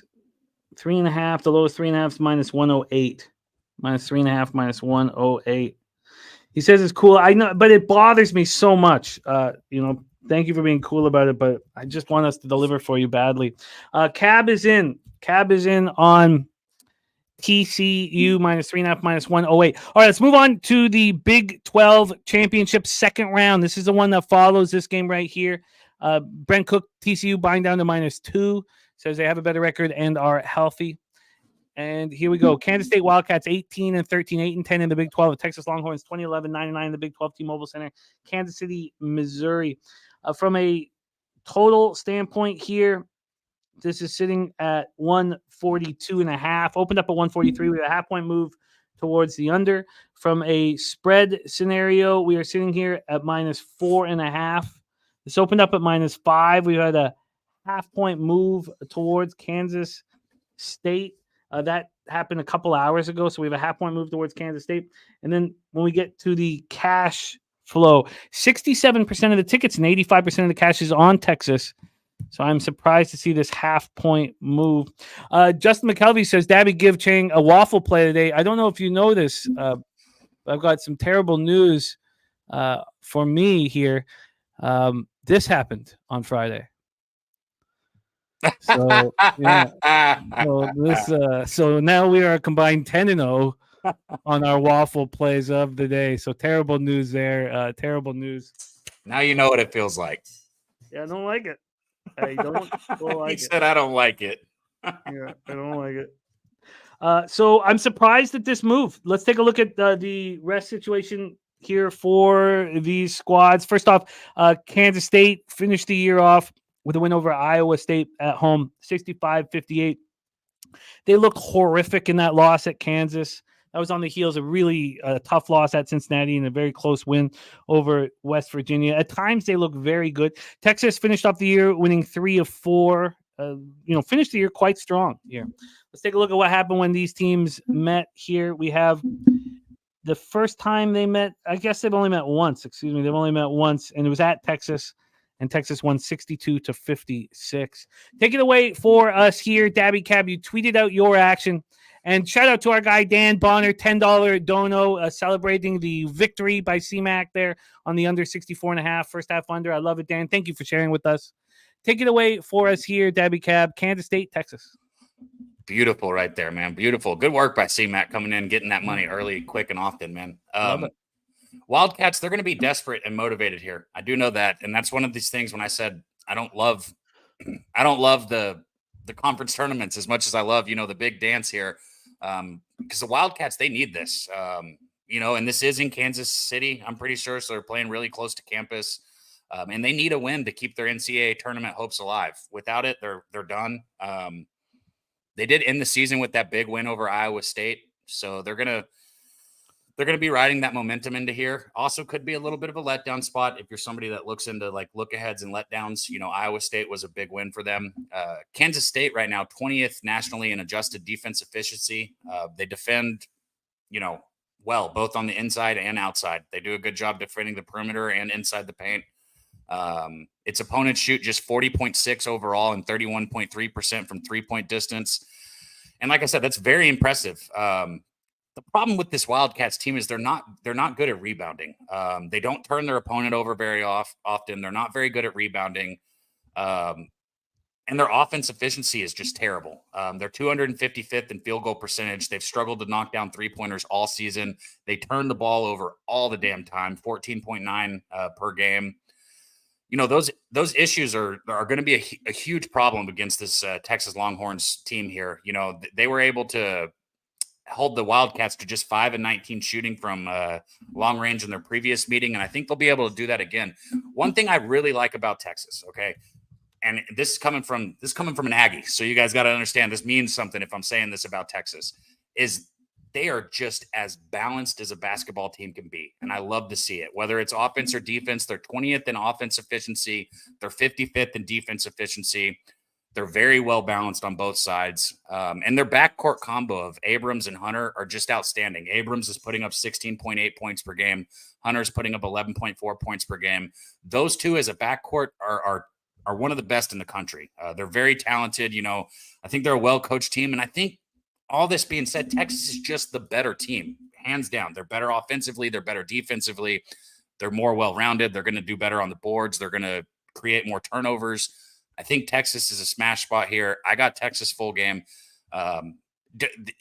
We've never done a quote unquote waffle when I'm on a game. I might add first half. Nobody go in there thinking this is a waffle because I'm already on the game. So I might add first half also. There's a gray area now. No, it's not a real bet unless I bet it. So it don't matter anyways. I think this smells like a waffle to me here. I'm on Texas full game, okay? So I'm on Texas, and I might add first half. Smells like a waffle here. I'm just out of due diligence. I'm going to now. He may bet this. So we'll keep our eye out. We'll keep our ear to the streets as we do. But we'll just do our due diligence on this Texas first half, and it is a -2.5 at -110. If it was -2, I would have already bet it, but I'm not going to get a -2. So I still might take that 2.5. All right. So we'll see. We'll be all ears there. Yeah, sounds like a waffle. Reminds me of my buddy had this Michael Jackson joke, and it just it wouldn't even get a laugh. There wouldn't even be a sound. He would say Michael Jackson, he said, if it walks like a duck and molests children, and wouldn't even get a sound from the. Well, that's terrible. Texas minus 4.5 and minus 108 for Cab. Now, I have to be honest, the Kansas State spot looks appealing here. Just from a market standpoint, I do not know. Certainly, I don't have the conviction to be on the other side of you at this point, but I don't think this is a spot where Kansas State doesn't. I don't think it's the starting the tournament is not a point that you can kind of look beyond. So I don't feel like. I think they can carry over that win over Iowa State, but I certainly do not have the conviction at this point. I'm very interested in Kansas State, though. Dabby Cab has moved on Texas minus 4.5 and minus 108. We may or may not have a waffle. We'll have to keep our ear to what's going on with our guy, Dabby Cab. He also has the minus 3.5 on TCU, and he is in the drive for 60 right now. And you can catch him here again tomorrow. Tomorrow, the drive for 60 continues.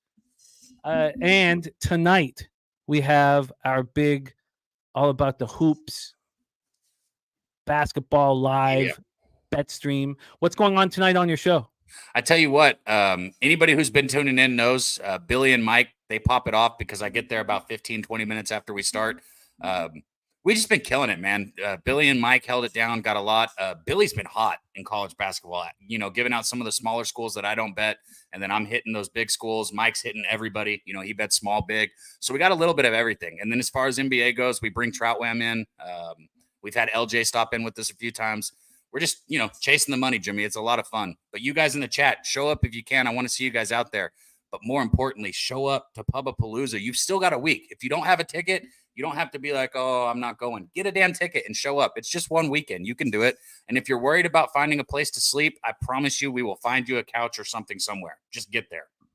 Yeah, he's right. We will take care of you. If you can just only make it there, we'll figure out how to lock you down. Dabby Cab in the house. Please follow him on X at Dabby Cab. And yes, horses are today. Horses are back to Wednesdays and Fridays. So horses are today 3 heats, a minute each. We have to close the show up on Nasty Nate wants to see his pony. It'll come up here when Jose says it's right. It will appear. So thank you, Dabby Cab. The drive for 60, TCU minus 3.5, Texas minus 4.5, and a possible waffle. Can you go 10 straight waffles?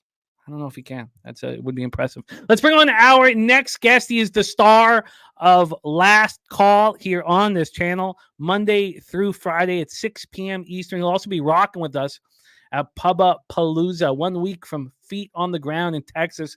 Please welcome from Rochester, New York. You can't tell me you don't want to get out of Chester for a bit, man.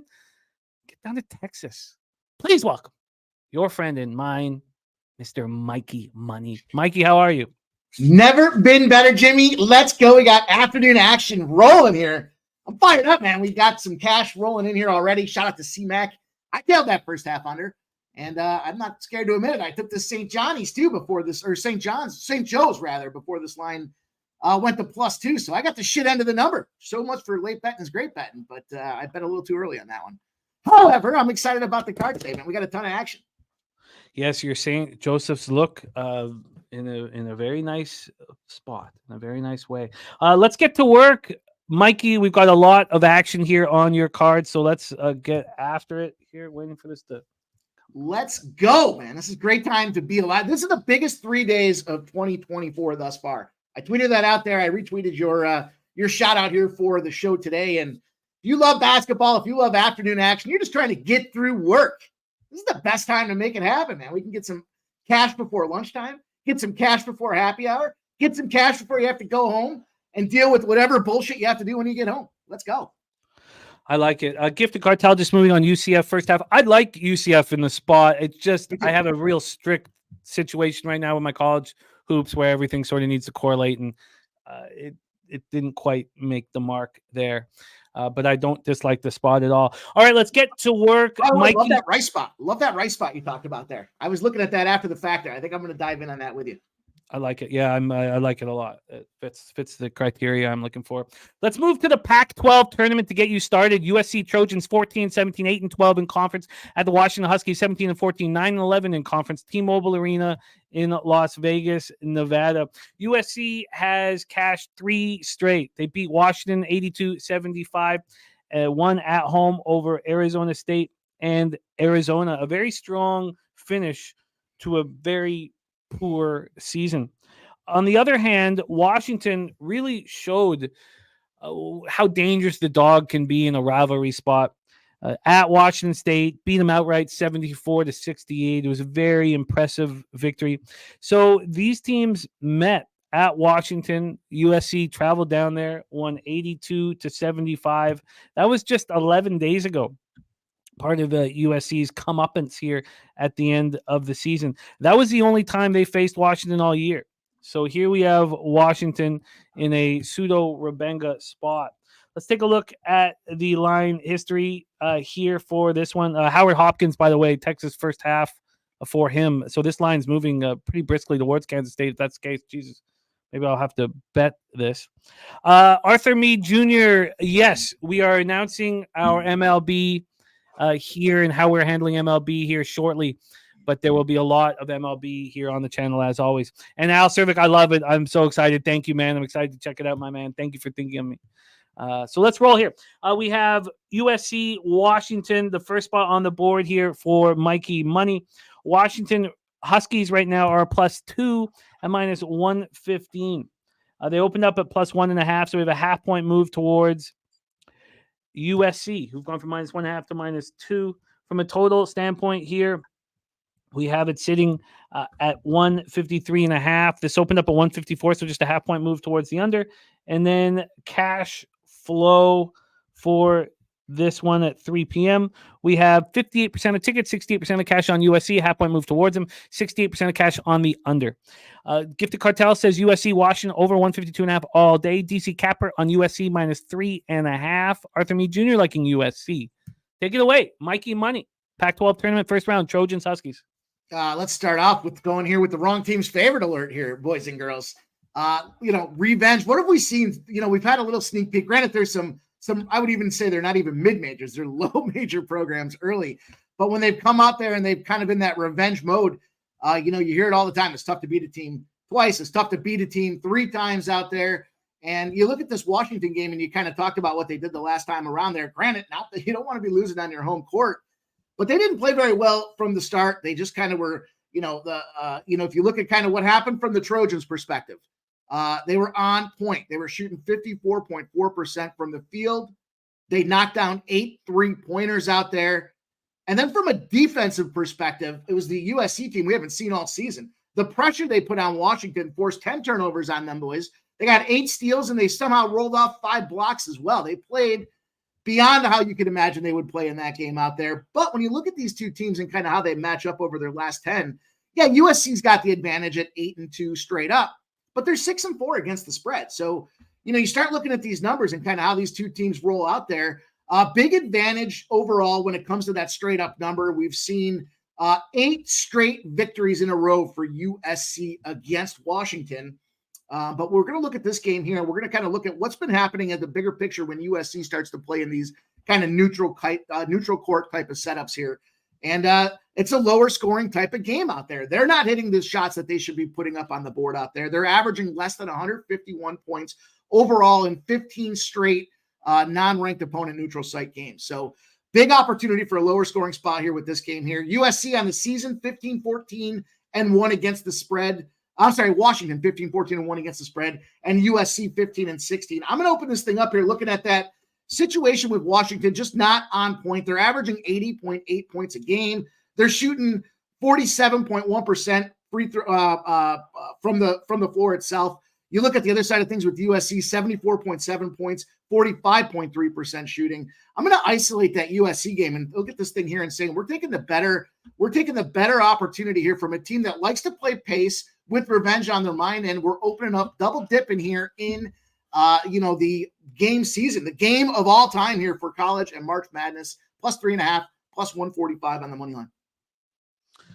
let's hook you up with this. Sorry, and I gave out the first half lines. Not my apologies. This has moved to 3 at a bunch of books. There's still 3.5s widely available, but it has moved to 3. It's moved to 3 at Bet Online as well.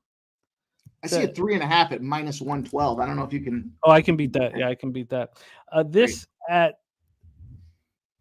Bet Online, this opened up yesterday at 12:52 p.m. as a pick'em. Then all of a sudden, this got up to -4 for USC. So this was a big move towards USC. Now it's come back a full point, but we can get the +3.5 -108 at Heritage. Interesting. +3.5 -108 at Heritage for Mikey Money. Let's roll on. Next up, we have the I'm sorry. What did you get the money line at?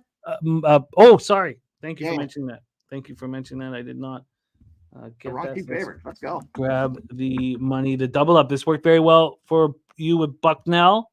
Yeah. Let's get this back here. So the best money line we can get you is +145. Yep. Locks in. Let's go. This is that time of year. We get that cash. They're not playing for cover and spreads. They're playing to advance here. And 17-14, that USC team has overextended themselves. Let's kick this thing off. Billy Friedrich looking at Washington money line. DC Capper says USC all day. Brent Cook also with you on Washington. Arthur Mead, as I said, on USC. We head over to the SWAC tournament quarterfinal. Alabama A&M Bulldogs 10-21, 9-9 in the SWAC at Alcorn State. Braves 14-17, 13-5 in the SWAC. We're at Bartow Arena in Birmingham, Alabama. The A&M Bulldogs won 2 of their last 3 games here, and one of those wins was against this. Oh, no, it was not. Sorry, that was against Alabama State. Let's go into what happened when these meet, because Alcorn State's been on a real run, a real legit winning streak for them. Here, they faced off, one time? The hell, why can't I? Yeah, one time. That one time, a 74-71 victory for Alcorn State. That was at Alabama A&M. That's the lone time these teams have met. Speaking of Alcorn State, this is a team that's absolutely rolling right now. Let's take a look at what they've done, playing their best basketball right now. Winners of 9 straight games they are, and beaten Jackson State by 14. Just played some really good basketball. Let's get into the line history here for this one. From a total side of things, we're dealing with a 139.5. This opened at 143.5. 4-point move towards the under. Then I got the money line up. So let's get the spread up here. For the spread, we're sitting here with Alcorn State -4 right now. Let me move over here. -4 and -110. This opened up at 5, moved to 4.5. It's now at 4. So we have a 1-point move towards Alabama A&M. Cash-wise, 29% of tickets and 48% of cash is on Alabama A&M. 50-50 ticket count on the total, but 91% of cash on the under. Interesting look here. We're in Birmingham, Alabama. Can the Bulldogs pull up the upset here? Take it away for us, Mikey. SWAC tournament quarters. Big opportunity. You talked about the spread that's going on, the stretch that Alcorn State has had. And full disclosure, nobody's earned the right to fade this Alabama A&M team more than me. I've been all over these guys. The streak that they've had, they're incredible numbers against the spread this season. I mean, they're, you look at it as a big picture. They covered 9 of their last 10. They're 18-13. And who would have thought, these farmers here, the A&M team, found a way to go out there and get it done. But I think it all runs here to an end. You've got this Alcorn State team that's just better all around here. They shoot better at the free throw game, which is so important, especially now when you're looking at conference tournament play and you're down 4 or 5 points. You're still going to have to follow those guys to try to hope they go 1-1. And that shit's not happening. This team shoots 71% from the free throw line. So big opportunity, I think, there and that advantage. We see that Alabama A&M also, because they're down in so many games, they generate more fouls out there. They're putting up 21, almost 22 in a game out there. Now their defense plays well, but they're always on defense there. They got 3.81 blocks a game. They're averaging 7.7 steals on the long haul there. So overall, this team just doesn't profile or match up well in this spot whatsoever. Then if you look at their day games, right? So we're in a day game spot here. They don't come to play on offense. Their defense does stand up again because they're always on defense here. They're averaging less than 137 points in their last 5 day games as well. So I think this is a tough spot for them to compete with this Elkhorn State team. 3.5 to me just seems like this number's a little low. It probably should be closer to 7. And if we're going to get that 7, then we should easily cover this thing here. That's what you want to see with the 3.5. So I've learned that from the CMac and Billy Briz School of Basketball. When you're laying 3, you got to win this thing by 6 or 7 or be up by 6 or 7. And the free throw advantage at the end is too much, I think, for Alabama A&M to overcome here. 10-21. Yeah, Elkhorn State's 14-17. It's not sexy, but it's good enough to beat this Alabama A&M Bulldogs. Send them farmers home to go tend the fields here. It's time to get after it. I can't get you the 3.5. Are there 3.5s on short? Because I can only get you -4, -105. Yeah, minus what'd you say the 4 was? -105. I'll take the 4. I see 3.5s at -120, but I'll take the 4 at -105. -4, -105 for Alcorn State. Brent Cook says Alcorn State rolls as well. There's our guy Sharpie in the house. Says Dodgers have 12 wins in spring training, all by 2 runs or more. By the way, for what it's worth there with this Alcorn State spot, yeah, Gifted Cartel, I agree with you, -8.5. I'm not going first half in this game, though, because of the decided free throw advantage they have. You know, when you have a team that can come out there and play defense, you know, early it might take a little bit of time to figure out and exploit them, but then the better team separates in the second half, and then that free throw advantage helps us get the cover. So that's kind of why I'm not going first half versus the full game in this one. Let's roll on. 5 p.m. Eastern. Head back to the A10 Championship in Brooklyn. LaSalle Explorers 16-16, 6-12 in conference. At St. Bonaventure Bonnies 18-12, 9-9 in conference. Set this one up. Now LaSalle finished 3 games behind the Bonnies in conference play, but they did win 2 of their last 3 games. Now they were both against, lowly George Washington, who's at the bottom of the ledger, and their other one was against Rhode Island, who's right there too. So they weren't, beating good opponents. LaSalle, St. Bonaventure closed with 2 losses. Now they beat George Washington yesterday by 1 to have this opportunity. St. Bonaventure has finished the season losing 2 straight. They lost at George Washington, which was ugly. Then they lost at home against St. Louis, not playing good basketball near the end of the season. So LaSalle, St. Bonaventure played 1 time this year. LaSalle played St. Bonaventure at home and won 72-59. And LaSalle finished the year strong, winning 5 of 7 games, but that was their lone meeting versus St. Bonaventure. So can the Bonnies deliver here? And Chang wanting to know your best play, your top spot, and go in with a we'll roll together with a parlay here, your best spot. But let's look at this one here. A10 Championship. Let's take a look at the line history for this one. We have St. Bonaventure -8.5. They opened up -7 and went down to 6 immediately last night. Now they're up to 8.5, so a 1.5 move towards the Bonnies. Then from a total side of things, this is sitting right now at 139. Opened up at 144.5, so a 5.5 point move towards the under. And cash flow wise, LaSalle has 31% of the tickets and 77% of the cash. Line's not moving towards them. We have no help on the total. No information on the total. There's just 662 tickets in. Take it away for us here. Mikey Money, A10 Championship, LaSalle, St. Bonaventure. Listen, St. Bonaventure should probably kick the ever-loving shit out of LaSalle. And, there's nothing sexy about what happened those last 2 games for the Bonnies. George Washington, that's the worst defense in the conference. And you go out there and you lose 86-75. St. Louis, they won yesterday. I was on St. Louis yesterday. So that was, we'll dismiss that one a little. You're laying 11.5 though, and you're on your home court and you end up getting beat outright by 8 points. I think they peaked at that Loyola, Illinois spot there. They were laying 3. They whooped up on that Loyola, Illinois team. And, if you kind of look at the mutual opponents here, yeah, it was a tough spot for LaSalle, 64-54 loss to that Loyola, Illinois team. But for me, the biggest opportunity, not a ton of trends when you get to conference play. You got to kind of dismiss some of these things because, it is kind of one game at a time. And, anybody can get lucky with some of that stuff. So it's kind of the Moneyball adage. When it comes down to the time, you need the guys to make the plays. And St. Bonaventure, with this line the way it is, clearly is just a better team to get it done. Do I want to go out there and lay they're going to have to win by double digits against this LaSalle team? I expect that to be the case, but I just don't see enough from what they're doing offensively to support that case here. But I'm going to look at the pace of these two teams, and I'm going to look at a trend that I was able to uncover here around the under, and this thing being a lower scoring game. These two teams, Ken Palm adjusted rankings from a tempo perspective, 272 and 219. They're some of the slower teams in the country. You see how that translates on the St. Bonaventure side at 68.3 points a game in terms of what they're allowing on average out there.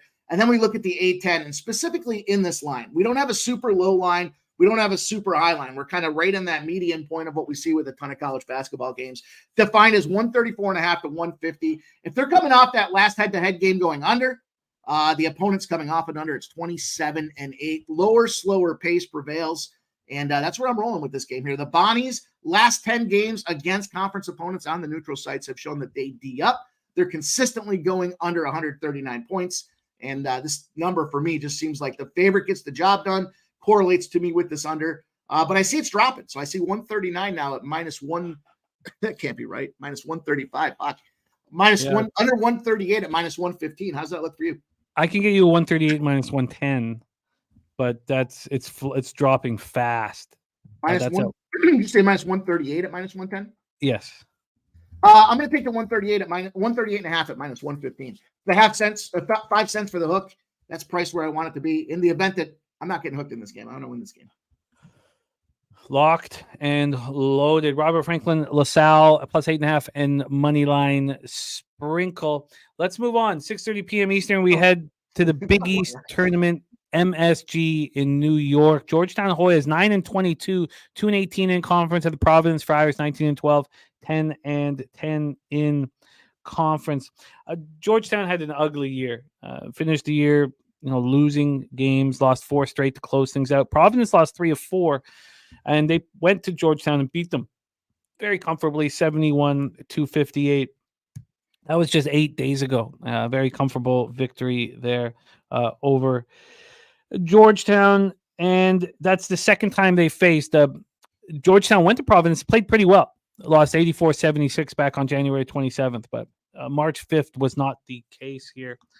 So here we go. Let's set this one up from a spread perspective. Again, this one is popping off at 6:30 p.m. from the spread. Over here from a spread perspective, we have Georgetown right now +9. There are 9.5s, at a couple books, but it's +9. A juice to Providence at this number. But this point has come way down. This opened up at 11, dropped down to 10, got up to 10.5, 9.5, now 9. So we have a 2-point move towards the Hoyas. From a total side of things here, we're dealing with a 140. Well, it depends all over the place. 141 juice to the under at Bet Online. This opened up at 144, so we have a 3-point move towards the under. And then cash flow wise, we have 42% of tickets and 61% of the cash on Providence. So 58% on Georgetown, but just 39% of cash. But we've seen it move 2 full points. 99% of the tickets are on the under at this point. 1,401 tickets in, so not a very big sample size, and no help with the cash flow. We do know that the tickets are coming in on the under, and the line is moving towards that under. Take it away for us here, Mikey. Big East tournament, first round, Hoyas, Friars. That was Georgetown's terrible. I mean, you talked about it. 9-22 on the season. I like some Providence. I've made a ton of cash in years past with Providence. You guys have heard me say that time and again. I don't know about the full line, though. This seems like a big nut to have to crack out there. But what I do like here is a little double dip opportunity. I think Providence starts this thing off hot. -5 in the first half to me seems like a fair spot for these guys to get it done. If you look at this last game for Georgetown, St. John's was checked the F out of this thing. I know they got the challenge, and Patino said, I don't know if they're going to be good enough, blah, blah, blah. Georgetown was getting 19 points out there, showing you that they were checked out. The last time, though, that they did play, Georgetown plays Providence. They took the L 71-58. It was a pretty comfortable victory for Providence, and I kind of expect the game script to go pretty similar here. Providence is probably one of those dark horses here from a Big East perspective, but I do expect them to kind of shine above. Obviously, that number where it is tells you that they're the better team to get it done. And, you look back at their last game out there, it was against UConn. So you can't feel too bad about losing the last game of the season against one of the number 1 teams in the country. They're going to be a number 1 rank in all NCAA brackets for sure. 74-60. Not much to say about that. It was the last game of the season and they got their shit pushed in. But it is what it is. We move forward and we're into the Big East tournament time here. I think they want to avenge that loss and come out here and stick it to this Georgetown team early and then run their pace the second half of this game. They're one of the better teams in the country when it comes to revenge or rebounding off a loss in the first half. So I'll take the first half -5, unless you can beat that number. But while you're checking that out, the other spot that I'm in on this one here is the under. We've seen, again, similar to the A10 and that kind of median market of college basketball numbers between 138 and 151. The Big East specifically has a nice little under trend going at 183 and 127. Couple that with Georgetown's last 6 conference night games, 137 or fewer points, and they're giving us a 143 right now. I think this thing's probably, we see the favorite. We see the under. Those correlate for me, and I love an opportunity here for these guys to come out there and open this thing up. But I do see the numbers drop. It's down to 141.5 now at -110, and continuing to drop now, seeing 141s as well. So you're going to have to get it while it's hot because I do expect this thing to kind of get lower to that number as we get closer to game time. But for me, the under 141.5 is a good number. And you get a 142.5. My bookie hanging the 142.5 -110. AOD in the house. We got Londo in the house as well. Londo, best bet. Trojans money line. Providence first half -4.5 at -113. Is that okay? Yeah, or do you want? That's cool. -4.5 -113 available at Pinnacle. The under 142.5 -110 available. And my bookie, there's our guy Tone Migenstar. The levels play the day in the house. We roll on. Next up. Yeah, man. We're rolling here. 6:30 p.m. Eastern, Big Ten tournament. First round, we got Rutgers Scarlet Knights, 15-16, 7-3 in conference. At the Terps of Maryland, 15-16, 7-13 in conference. This tournament being played at the Target Center in Minneapolis, Minnesota. Let's get this one all set up for us here and hear how Mikey is moving on this one. We will start with the spread here. Another 6:30 p.m. start. This total, as you would expect in a Rutgers game, very low, sitting at 125.5. Now it opened at 124.5, so we have a 1-point move towards the over. From a spread perspective, okay, then move back to full game. From a spread look here, we're sitting with lines all over the place. Really, you can get a 3, and you can even get a 4.5. So it's running the gamut. Bet online in the middle of all that with a 4, sitting at 4. This opened up 3.5. There's been a half-point move to Maryland. That half-point move happened 18 minutes ago. So there was not a ton of movement in this spot. Let's take a look at what's happened when these teams have met and then get over the cash flow as well. From a cash flow perspective, just 815 tickets in. So we know that 57% of the tickets are on Maryland, and we've had the half-point move towards them. We don't know cash flow. 55% of tickets and 81% cash on the under, and yet this has climbed a point. Rutgers finished the season losing 3 straight, lost at Nebraska by 11, lost at Wisconsin by 12, and then no-showed at home versus Ohio State 73-51. A loss by 22 to close out the year. Terps didn't look good either. They finished on a 3-game losing streak as well, with just 2 of them coming at home, losing by 7 Northwestern, losing by 5 to Indiana, and then closed the year losing badly by 16 at Penn State. Both these teams at the bottom of the ledger, just Michigan underneath them and Penn State above. See what's happened when these teams met earlier this year. They met twice. Rutgers went to Maryland and beat them on February 6th, 56-53. And then Rutgers struggled at home versus Maryland, lost badly, 63-46. Ugly 17-point loss. Take it away for us here, Mikey Money. Scarlet Knights, Terps, and Mini. It's a tough game.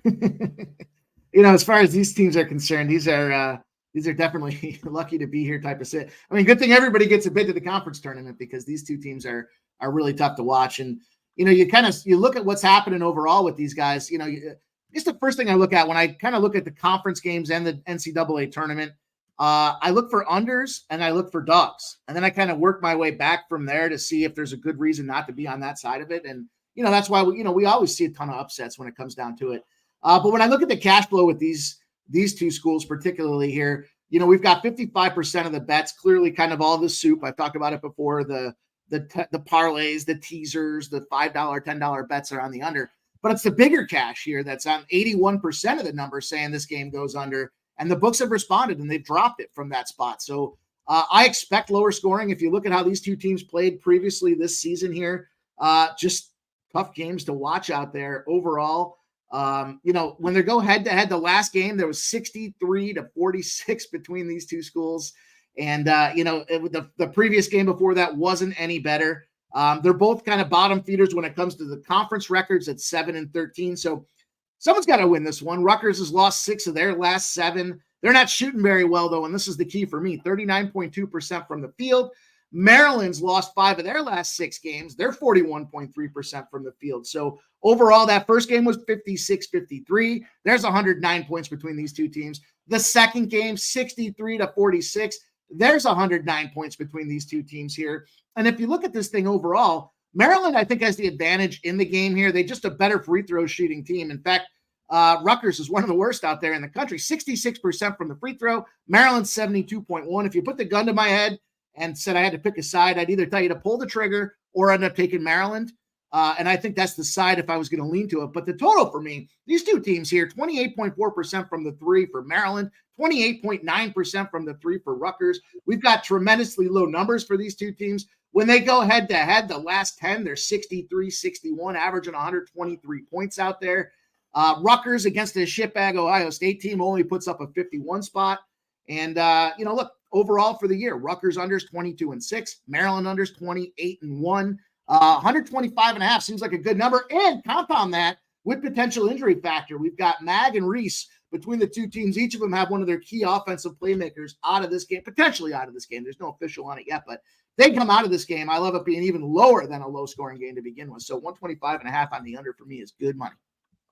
You got it under 125.5 at minus 108.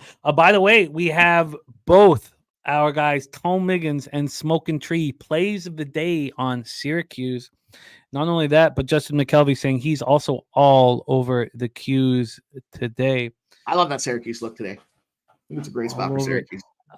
Smokin' Tree also on Cincy money line, and he's on what could be the waffle play of the day. That's now at 9-0. Texas first half minus 2.5. Smokin' Tree. He's also on Boston College +4 and USC first half -2. Let's roll. Jimmy, I saw you're starting to eat waffles now, huh? You got yourself a little 1-0 on the waffle? Sadly, it was nonplussed to see it, but if you dish it out, you got to take it too. So I do have my first waffle play of the day victory here. Okay, we roll on. So we got you the under 125.5 minus 108. Next up for us, we head to the SEC tournament. Vanderbilt Commodores in action. What a bad basketball team. 9-22, 4-14 in conference at the Pigs of Arkansas. The Razorbacks 15-16, 6-12 in action. We're at Bridgestone Arena in Nashville, Tennessee. Let's set up the line history here. First off, Arkansas opened up a -6.5, got down to 5.5. They're back at 6. And it's juice towards them, but that's a half-point move towards the Commodores. From a total side of things here, this opened up at 149, exactly where it is right now, 149. So we've had no movement on the total. Let's get the cash flow up as well pull this up here. Let's get the cash flow up as well as the rest situation, what happened when these teams played. From a cash flow standpoint here, we have 96% of the tickets on Arkansas.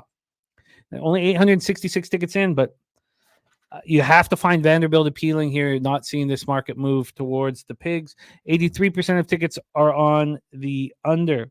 We have Vanderbilt closing the year with a 79-78 win at home over Florida. Are they capable of carrying this over? They beat Arkansas at Arkansas 85-82 on February 27th, so it's not like Arkansas is going to come in, laughing and pointing. They got the loss, and that was the only time these teams played, and that's too bad. That's too bad. And look at that, Sean Higgs in the house with an $85 dono, 85th, like $85 for my guys. Sean, thank you. What a guy he is. Huge supporter of the channel. We're a huge supporter of Sean. Midday Money. Late Night Money, all of the shows that he has, man. We love you. Thank you, Sean. What a guy. $85 dono. Sean Higgs blessing all of our action here today. Thank you, Sean, my friend. He was second out of 29 cappers in this year's NFL Pub Hub. Justin McKelvey says, shout out to Mr. Higgs. So here we go. Vanderbilt Commodores, Arkansas Razorbacks, Bridgestone Arena in Nashville, Tennessee. Little SEC action for you, Mikey Money. Take it away. Yeah, hard to beat a team 3 times in a row. You got an Arkansas team that's ready to roll.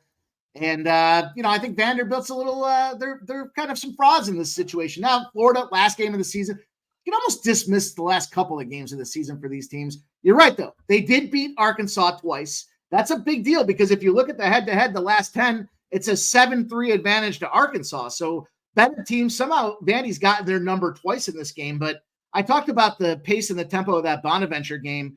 You kind of got a little reverse situation here. This is that whole styles make fights, and Arkansas is one of those teams that's gone out there and put points up, 92-88 against Alabama, 94-83 against LSU, 111-102 out there. They're just banging teams down when it comes to it. They overlook Vanderbilt. Minus 10.5 on their home court. They lose by 3. They had Kentucky. They had LSU. They had Bama to finish the schedule off. And I think that's an advantage for them. You take a couple of L's. Really doesn't matter. You're in the conference tournament anyways. That's not really what you were there. You weren't going to get the SEC title for the regular season. But what do they do when it comes to non-ranked neutral court opponents? They're a conference team. They're 15 of 16 outright. Now, I know that's outright. That's not laying the number. But overall, it's a fast-paced team. 34th nationally at KenPom rankings in terms of their offensive tempo. Then you look on the other side of things. What does Vanderbilt do? They're slow. They're slow as molasses here, 280th out there. And their defense is vulnerable as fuck. They're averaging 75.4 points a game on the defensive side of things. So that's a bad formula when you think about it. And I've talked about this before. You've got a team that can separate and start to pull away, and all you're doing is trying to be methodical, draining the clock against them. But they're just too effective, and you're too inefficient to go out there and play that kind of game. Arkansas is averaging 77.7 points a game overall, shooting 45.1 from the field and 31.9 from the 3. Oh, yeah, they're 75% from the foul line as well. Vanderbilt, 67.4 points a game. You got a 10-point discrepancy there. You got a 6-point shooting discrepancy. You got a 3.5-point three-point shooting discrepancy and a 4-point foul line discrepancy. That's bad news over the long haul for a team that likes to play that low, slow type of pace. And you got a team in a revenge spot, pissed off that they're coming off the losses, showing that they can get it done on the neutral site. I think it's a lower scoring game because of that tempo that Vanderbilt runs, but they're just going to be inefficient and ineffective down the stretch here. I like this, the double dipper. First half, Arkansas is not coming out here lightly against this Vanderbilt team, and we've seen Vanderbilt's kind of reached their overall ability, I think, here. The only thing that concerns me a little bit is Keon Menefield and whether he's going to be in or out of this game, but I think it's just going to be too much for Vanderbilt to overpower a team that runs this fast and has found a lot of success scoring out there on the road as well. So neutral court or not here, they've been able to put up points to get it done. -3 first half, -6 full game for me. You got it. But they only met once this year. They're not going for the third. Twice?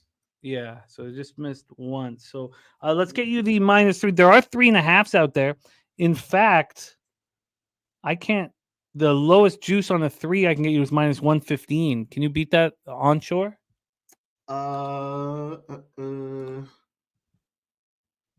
No, -115 it is. So let me put this here. First half -3, -115, and full game -6, -108. You are locked in. Let's roll on. By the way, Londo on Penn State, smoking tree. That's one of his max plays. So love for Penn State. Justin McKelvey also rolling with Penn State. Coin joined me with Rice. Got them +4, -115. I like that. Would have preferred a 4. Let's roll on. We head back to the Pac-12 for the next spot on the board. Stanford Cardinal 13-17, 8-12 in conference at California Golden Bears 13-18, 9-11 in conference. We're at T-Mobile Arena in Las Vegas, Nevada. These teams just met. They met last Thursday, and Stanford demolished Cal at home 80-58. Cal finishing the year with 3 straight losses.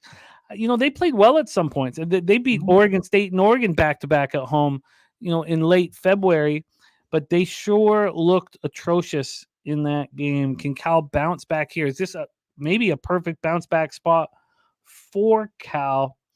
Now, Stanford went to Cal and lost early in the year, lost a very tight one. What was the score in that one? 73-71. Yeah, 73-71.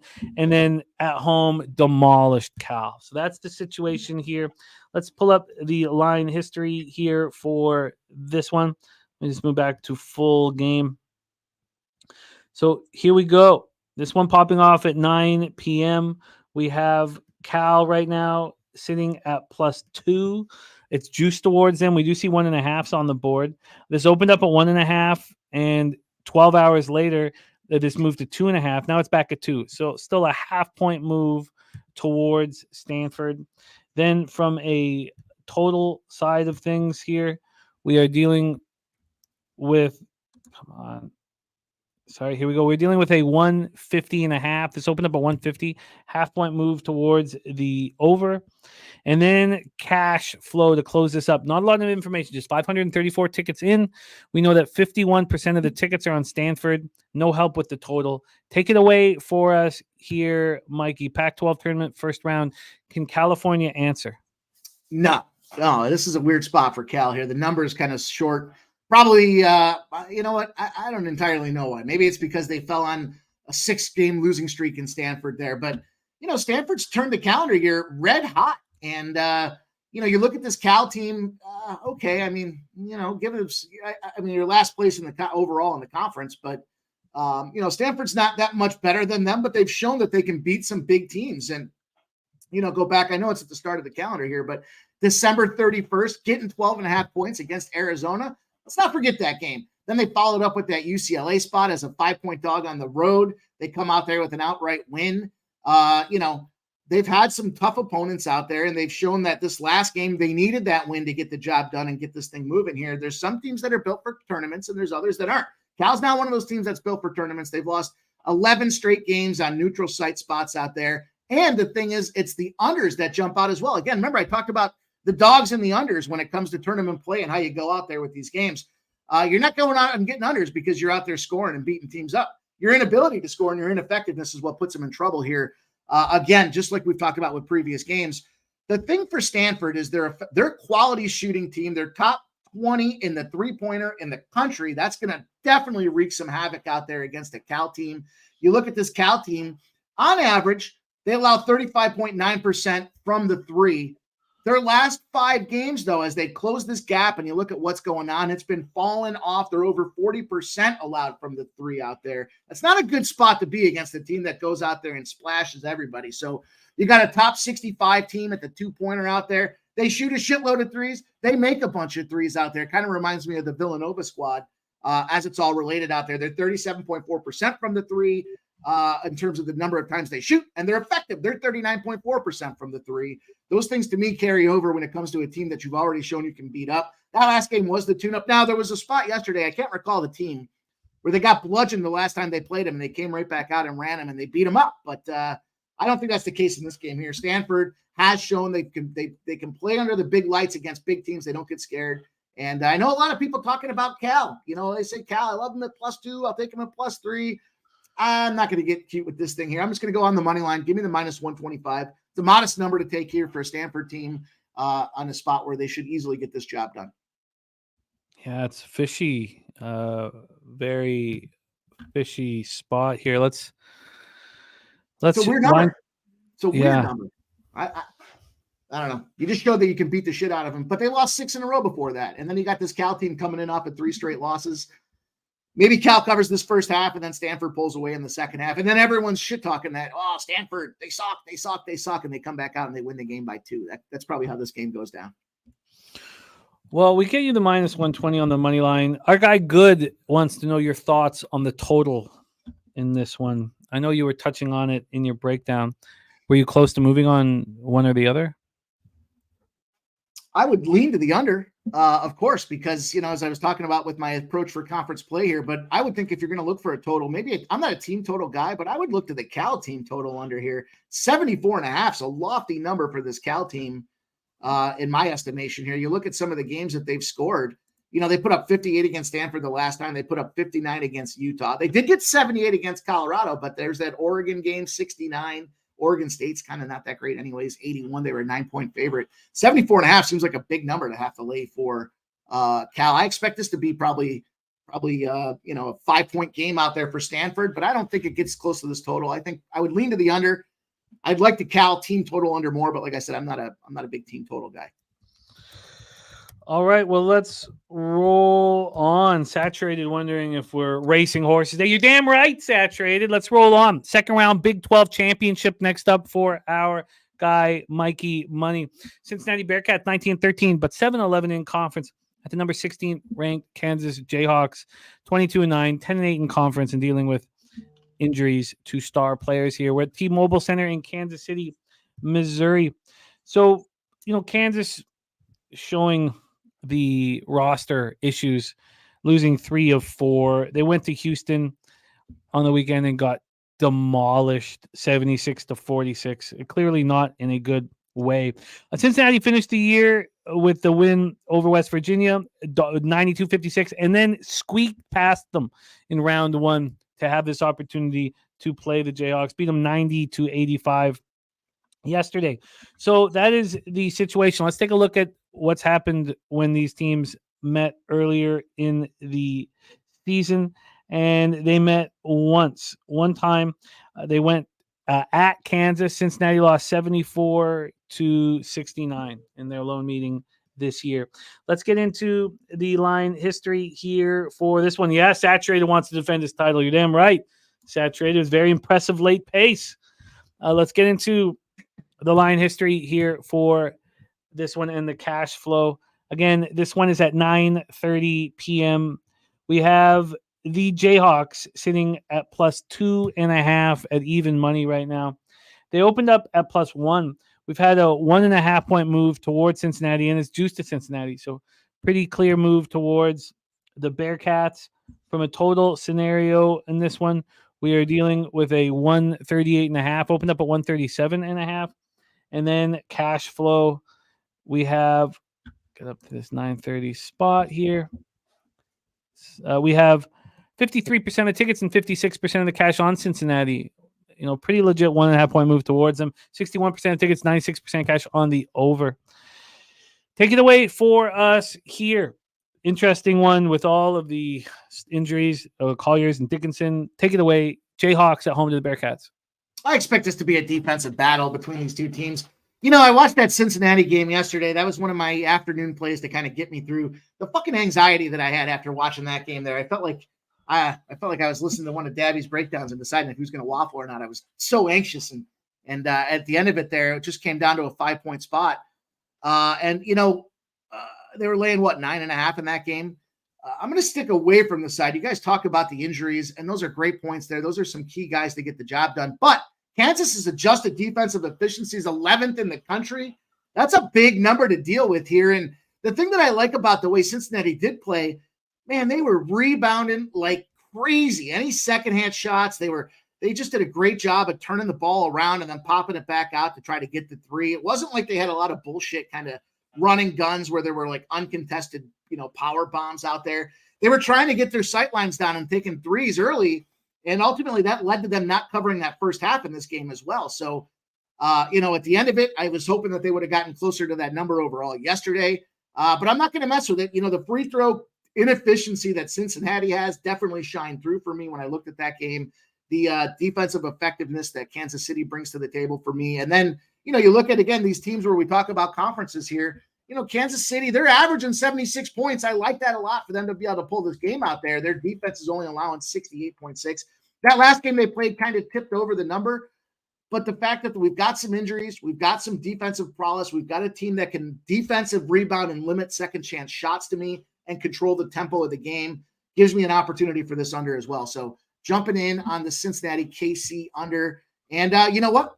reverse line movement opportunity, right? If you look at this number from a total perspective, 61% of the bets, 96% of the cash on the over 140.5. Yet here we are sitting at 138.5. We got a little reverse line movement opportunity. Actually, I see a 139.5. So I'll take that at minus 110. Still reverse line movement. I'll take the 139.5 at minus 110 unless you can beat that. Well, let's try to beat that. The under 139.5. Yes, there are 140s on the board. Under 140 at minus 110 available at Bookmaker. Pinnacle's down to 138.5. So just out of curiosity, what's the best you can get for the first half number in this game? I will look right now. Let me just write this under 140.5 minus 110. You know, the best case scenario for me from a gambling standpoint would be if the Jayhawks step up here. Step up, missing these players, just put their hearts out on the floor and win this game, and then I can fade them tomorrow. That would be a really wonderful gambling situation if they could just step up missing players. Let's see who you got first half here. Pull this up. The first half, move over here. So Mikey on the full game under 140.5 at minus 110. Is he going to double dip here? The first half is sitting at 65 is the best we can get. I'll pass on the double dip. You know what? I'll take it. I'm going to take it. I didn't mean to waffle. That was very close. It was close. But I'm going in. I'll take it out if I have to. First half, he knew what was going to come. I'm not going to get myself on a picture of waffles. No, he knew what was on its way. Okay, we roll on. Double up there for Mikey Money. First half under 65, full game under 140.5. Next up for us, 9:30 p.m. Eastern. We have two more games here before we get into NBA with Dutch Boy Fresh. ACC tournament, second round. Boston College Eagles 18-14, 8-12 in conference. At Clemson Tigers 21-10, 11-9 in conference. Or Capital One Arena here. Let's take a look at this one. Get the line history up and hand it over to Mikey. So here we have a sitting 7-point favorites. The Clemson Tigers -7 at minus 115. They opened up at 6.5. This got up to 7.5, then back down to 6.5. So this move to 7 happened this morning, a half-point move towards Clemson. From a total standpoint here, we are sitting with a 145.5. This opened up a 148, 2.5-point move to the under. Then cash flow for this one. We have 64% of the tickets on Boston College. We have no cash help and no total information either. So Boston College finished strong. 3 straight wins. Right now, they beat Miami yesterday, 81-65 to have this opportunity. Boston College has finished this season strong. Clemson lost 2 of their last 3, lost at Wake Forest and lost at Notre Dame, but took care of Syracuse at home. And these teams met just once this season. Boston College went to Clemson and lost by 9, 89-78. Take it away for us here, Mikey. Boston College, Clemson. Great game this is going to be here. I think the difference here is Clemson's pretty much got a big tournament spot there, right? The NCAA. I'm pretty sure they're going dancing regardless of what happens. Boston College, though, needs to go out there and fight for their right to go dancing here. And I don't know that they are going dancing at the end of the day, but they've shown that on the road, they can still be an effective team. They went into Syracuse on the road and they got butchered, but they always get butchered when they go into Syracuse on the road. They've been playing team stuff out there. And, you look back at it, they toasted Miami yesterday. Lots of people all over Miami saying, yeah. I was on the under in that game. I had the first half under too, so I lost that first half under. But what I saw when I was watching that Boston College game is Quentin Post being back is huge. And even if he's not in there, I know he's been dealing with some injuries previous to, and that certainly speaks to why that first game against Clemson was the issue that it was. But this guy comes back, and he's been firing. And yesterday was no exception.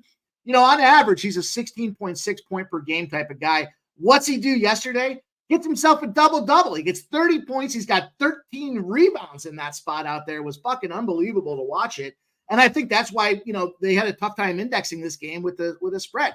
Even if he wasn't healthy or something did happen, heaven forbid he twists his ankle or re-aggravates the injury, PJ Hall still comes in there to back this guy up, and he's an 18.8 point a guy. So 18.8 point per game guy. So When Quentin Post was out, what did he do? He put up 26 points in those spots. So these guys that average tremendous numbers know to step up in big spots. They're not scared of the lights. And I think this is no different example. Plus, the three-pointer game is so important for me when it comes to trying to figure out how they cover these spreads. Boston College is fourth in the conference at the three-point effectiveness and efficiency out there. So I love that spot. They got some big guys stepping up, playing outside of their capabilities right now.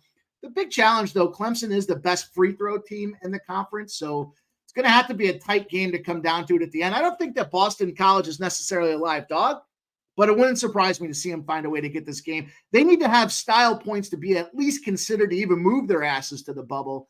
And, I know everyone's on Syracuse. I love Syracuse too, but if Syracuse takes the L, that's a huge step forward for Boston College.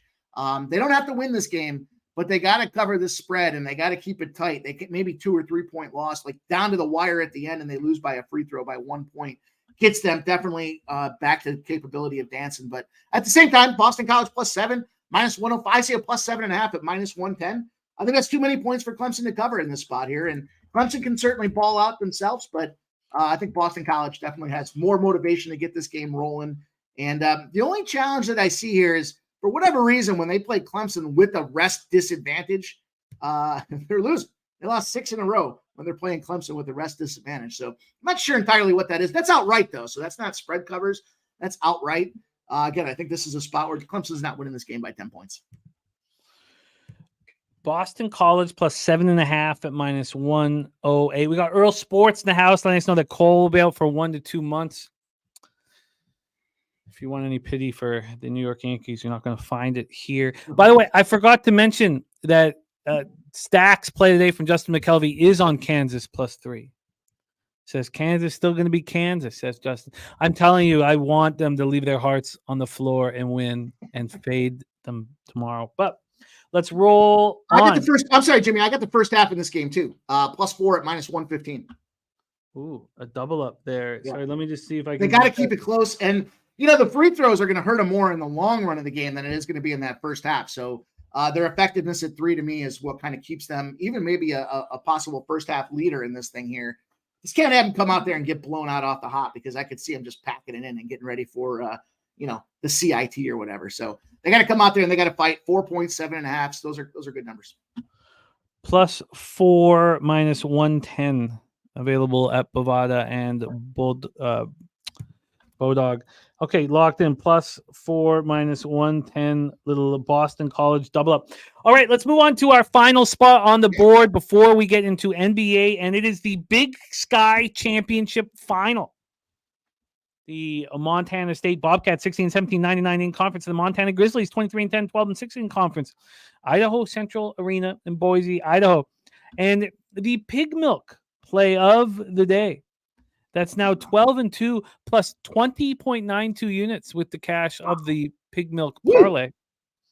Pig Milk running real nice is on your Montana Grizzlies in this one, -6. Let's see if there's competition here from anybody around. Let's talk about the spot. Montana has won 4 straight, 2 of them here in the tournament. Got things rolling by beating Portland State 87-81, and then beat Idaho State 72-58, the comfortable victories here. On the other side of the table, we watched Montana State beat, Weber State comfortably, back-to-back opportunities to close out the regular season and then to start off the tournament, and then beat Sacramento State 74-71. Sacramento State played tough here in this one, and now they meet each other in the finals. Let's take a look and see what happened when Montana State faced Montana earlier this season. First, at home, the Bobcats lost badly to the Grizzlies, 87-77 at home. They lose by 10. Then they traveled to Montana and lost even worse, 88-69. This is one of those situations that's worked very well for us here thus far in conference play, where you have a big favorite who dominated the opposition twice, and the pressure is on them. Billy Friedrich says Montana, one of the best foul shooting teams in the nation. Steve G says nothing bigger happening in Montana today than this basketball game. Going to be electric. The Juice says, give me Montana Grizz 4th straight year in the Big Sky Championship game, if he's not mistaken. but DC Cappers on Montana State on the other side. Let's take a look at the cash flow and the line history here. So for this spot, sorry, I'm on first half. I knew something was up there, so I'm going to move over to full game. Here, full game, we have Montana State now 6.5 at Bovada. Bet Online still hanging the 6.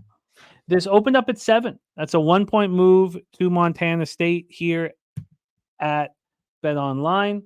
From a total standpoint here, we're sitting at a 144.5. It's opened up at 146. It was juiced to the under, but a 1.5 move to the under.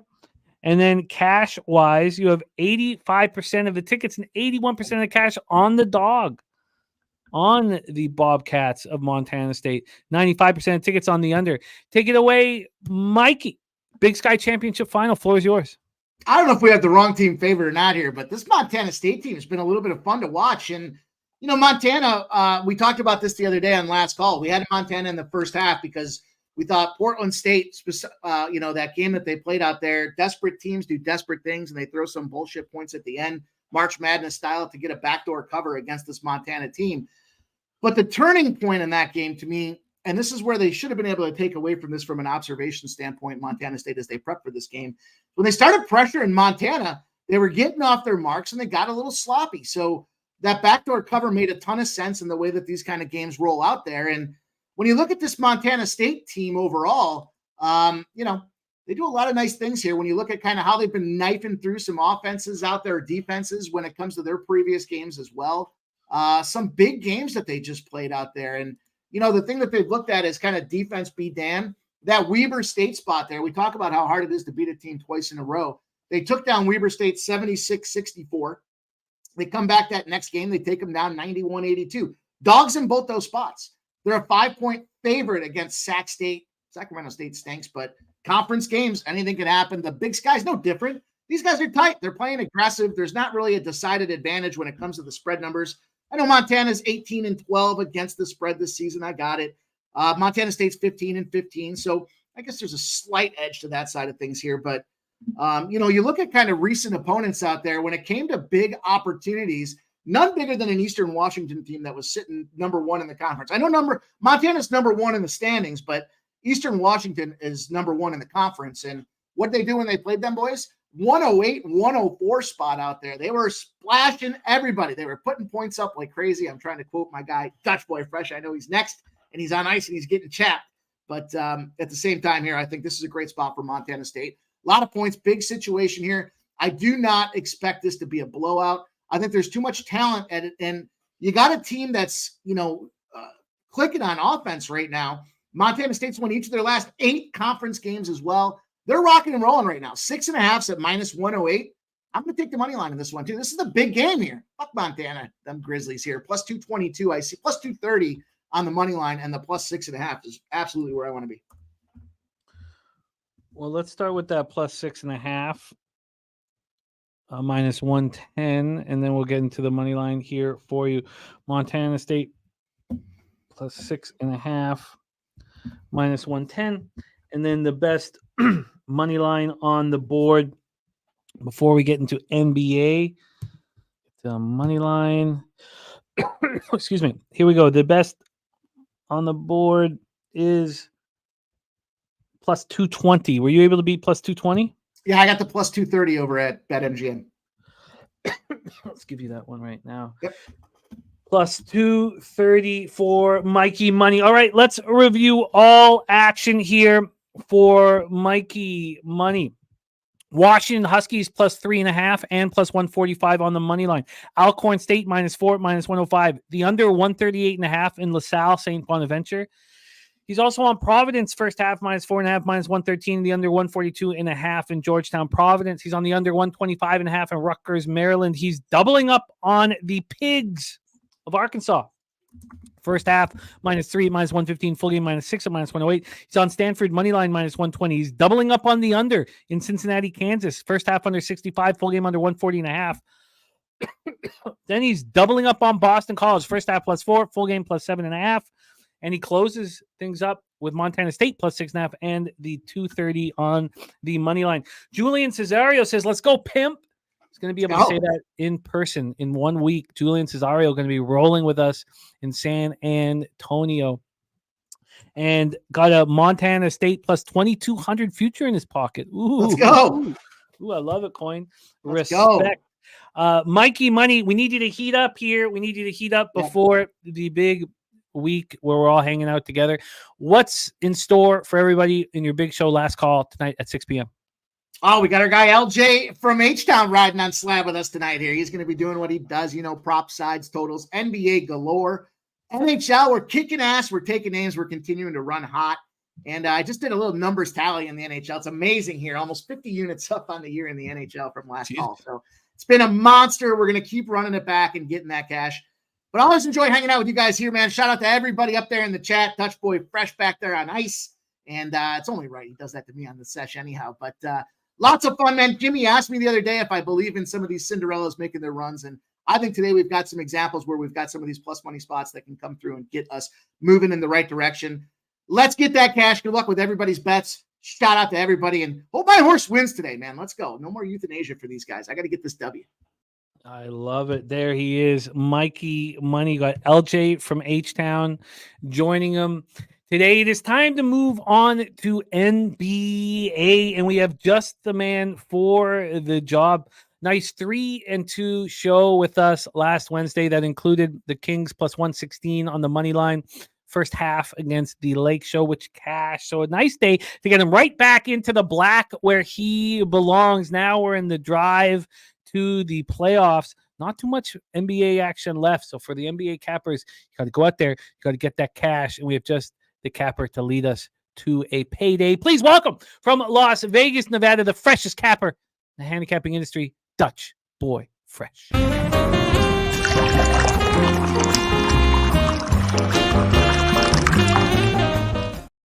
Dutchie, what's good, my man? How are you?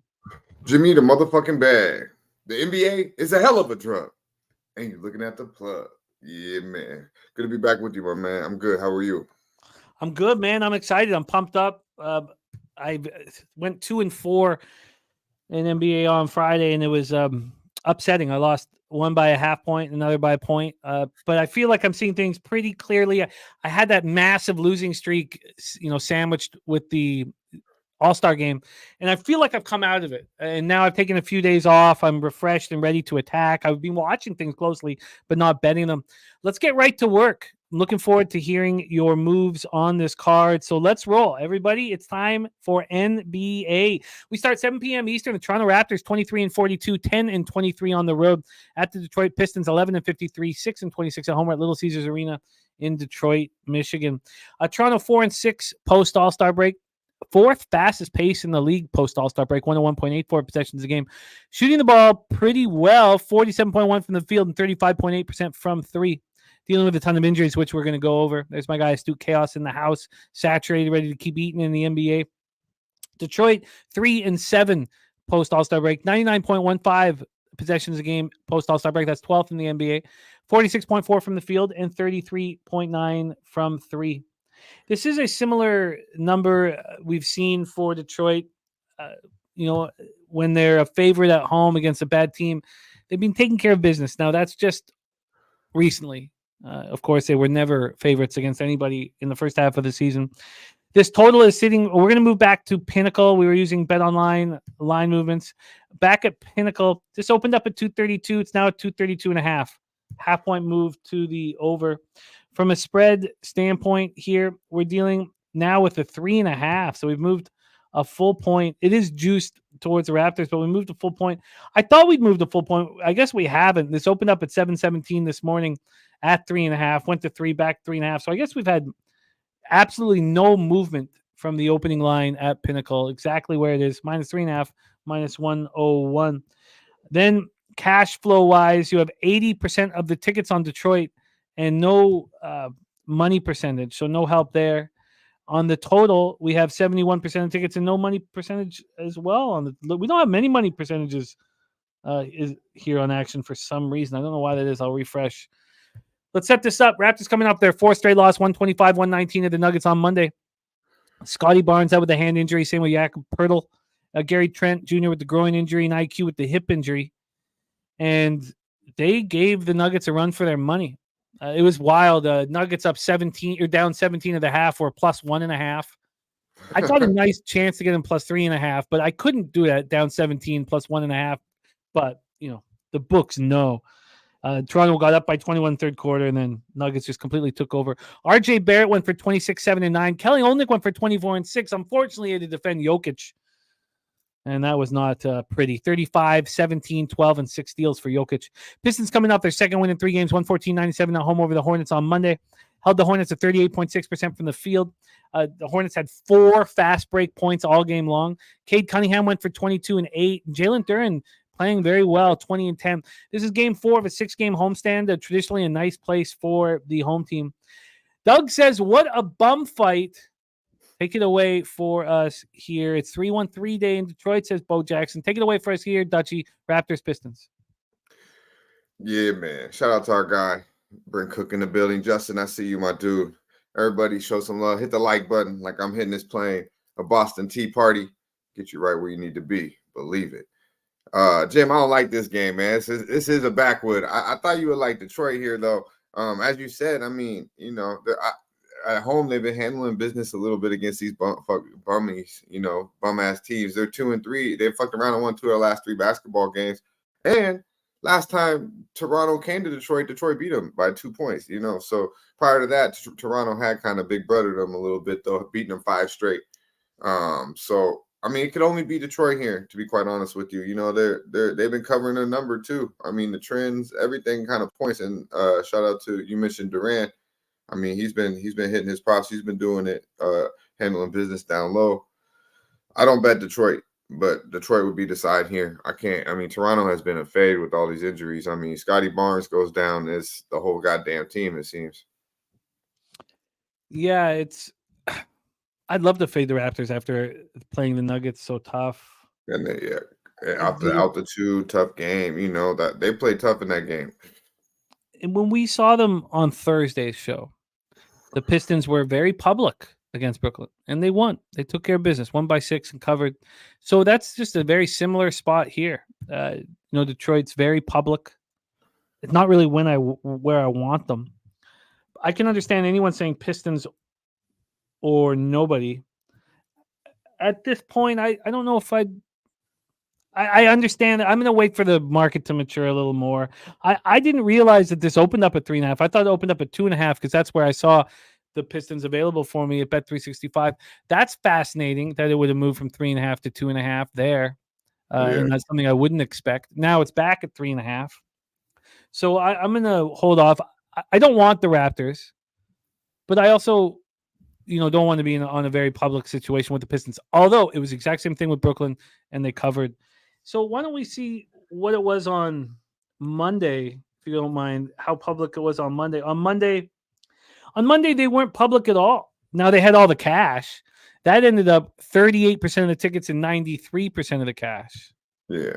And they completely different team than Toronto, I think. They're both not that good, but Toronto is really bad right now with the injuries. Yeah, no, I get it. I feel you. Against the Pistons on Thursday, March 7th, they had 64% of tickets and 81% of the cash, so they weren't as public by the end as I kind of thought they were. I agree that its Pistons are nothing. Brent Cook says Pistons 8-2 against the spread. They should be okay. Let's roll on. Yeah, Flex saying Rice crumbling. I've been watching it happen, and it's not fun to watch. Let's get to that break within a few points. Now down. This fucking Virginia Tech game too. I'm sweating this shit out. Yeah, it looked like I was beating myself up for not taking Rice first half, but now Rice is just completely falling apart. I had the chance for a middle at 4.5, and I decided against it. I almost did it for 125 for half the bet, but I didn't want to sell out at that point. But let's give it time, Flex. Let's give it time. It's not over yet. Let's roll on. Next up for us, 7 p.m. Eastern, Brooklyn Nets 26-39, 10-21 on the road at the Orlando Magic, 37-28, 21-9 at home at Kia Center in Orlando, Florida. Brooklyn 5-6 post All-Star break, 25th fastest pace in the league, 95.73 possessions a game, 44.9 from the field and 37 from 3. Orlando 7-3. They've slowed way down in the second half of the season. They're playing the third slowest pace in the league, 94.45 possessions a game, 48.6 from the field, and 36.8% from three. Take a look at the line history here for this one. We have the Magic right now -7 at -105, 7-point favorites at home. They opened up at this number -7 to -110. It went to 7.5 for a bit, but it's just come back to 7. So we've actually had a 5-cent move towards the Nets at this number, which is a bit of a surprise. Wine Time Sports says this seems like a Nets spot. From a total standpoint, we're sitting here at 204. This opened up at 205.5. It's dropped a 1.5. Then cash-wise here, we have 88% of tickets on the Magic. We have no information on the cash flow, but that's a lot of tickets on the Magic. Then from a total side of things here, we have 92% of tickets on the over. If Action's going to keep all of this blank on the percentage of money, I'm going to ask for my fucking money back because this is fucking bullshit. And we're paying my shit just renewed. I know it's only 100 and whatever. It's like 160 Canadian. This is absolute bullshit. So if this isn't changed here, I'm going to ask for my fucking money back. Let's get into the setup for you. Nets snapped their 2-game losing streak with a 120-101 victory at Cleveland on Sunday. Cam Thomas goes for 29. Mikal Bridges goes for 25. They looked very good. Magic come in off their second straight loss, 111-97 at home to the Pacers on Sunday. Orlando, what happened, what Indiana did to Orlando was the exact same thing that Orlando did to Washington. And, it's like when you say there's levels to this shit, Orlando showed that they couldn't compete at a very high level. Now they can bounce back. They're certainly capable of that. If you look at how bad they've been shooting over the last 2 games, it's been ugly. Last 2 games here for Magic, both losses. Banchero, 15 of 40. Cole Anthony, 5 of 18. And Franz Wagner, 11 of 34. Take it away for us here, Dutch. Brooklyn, Orlando. Yeah, Jim. I mean, I like this card today, but we're starting off a little bit in the bummy section. We'll get to the bag though. Believe that. Shout out to our guy Wine Time Sports. I see you, my dude. Orlando Magic or nothing here for me. The thing that keeps me off Orlando and really has me not even looking at them is they smacked these boys 20 by 27 late February in Orlando. Prior to that, Brooklyn had beat them 3 straight times, but a 27-point shellacking, 108-81.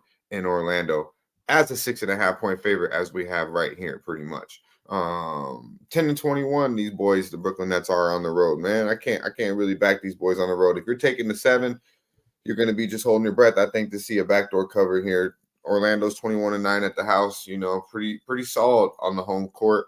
I do think they're clearly a better team than the Brooklyn Nets. The coach just got that extension. He's going to be there for a little while. I think Orlando's going to continue to do it, but laying a touchdown, I'm going to stay off of it. But for me, it's Orlando or nothing. I don't really like the Brooklyn side.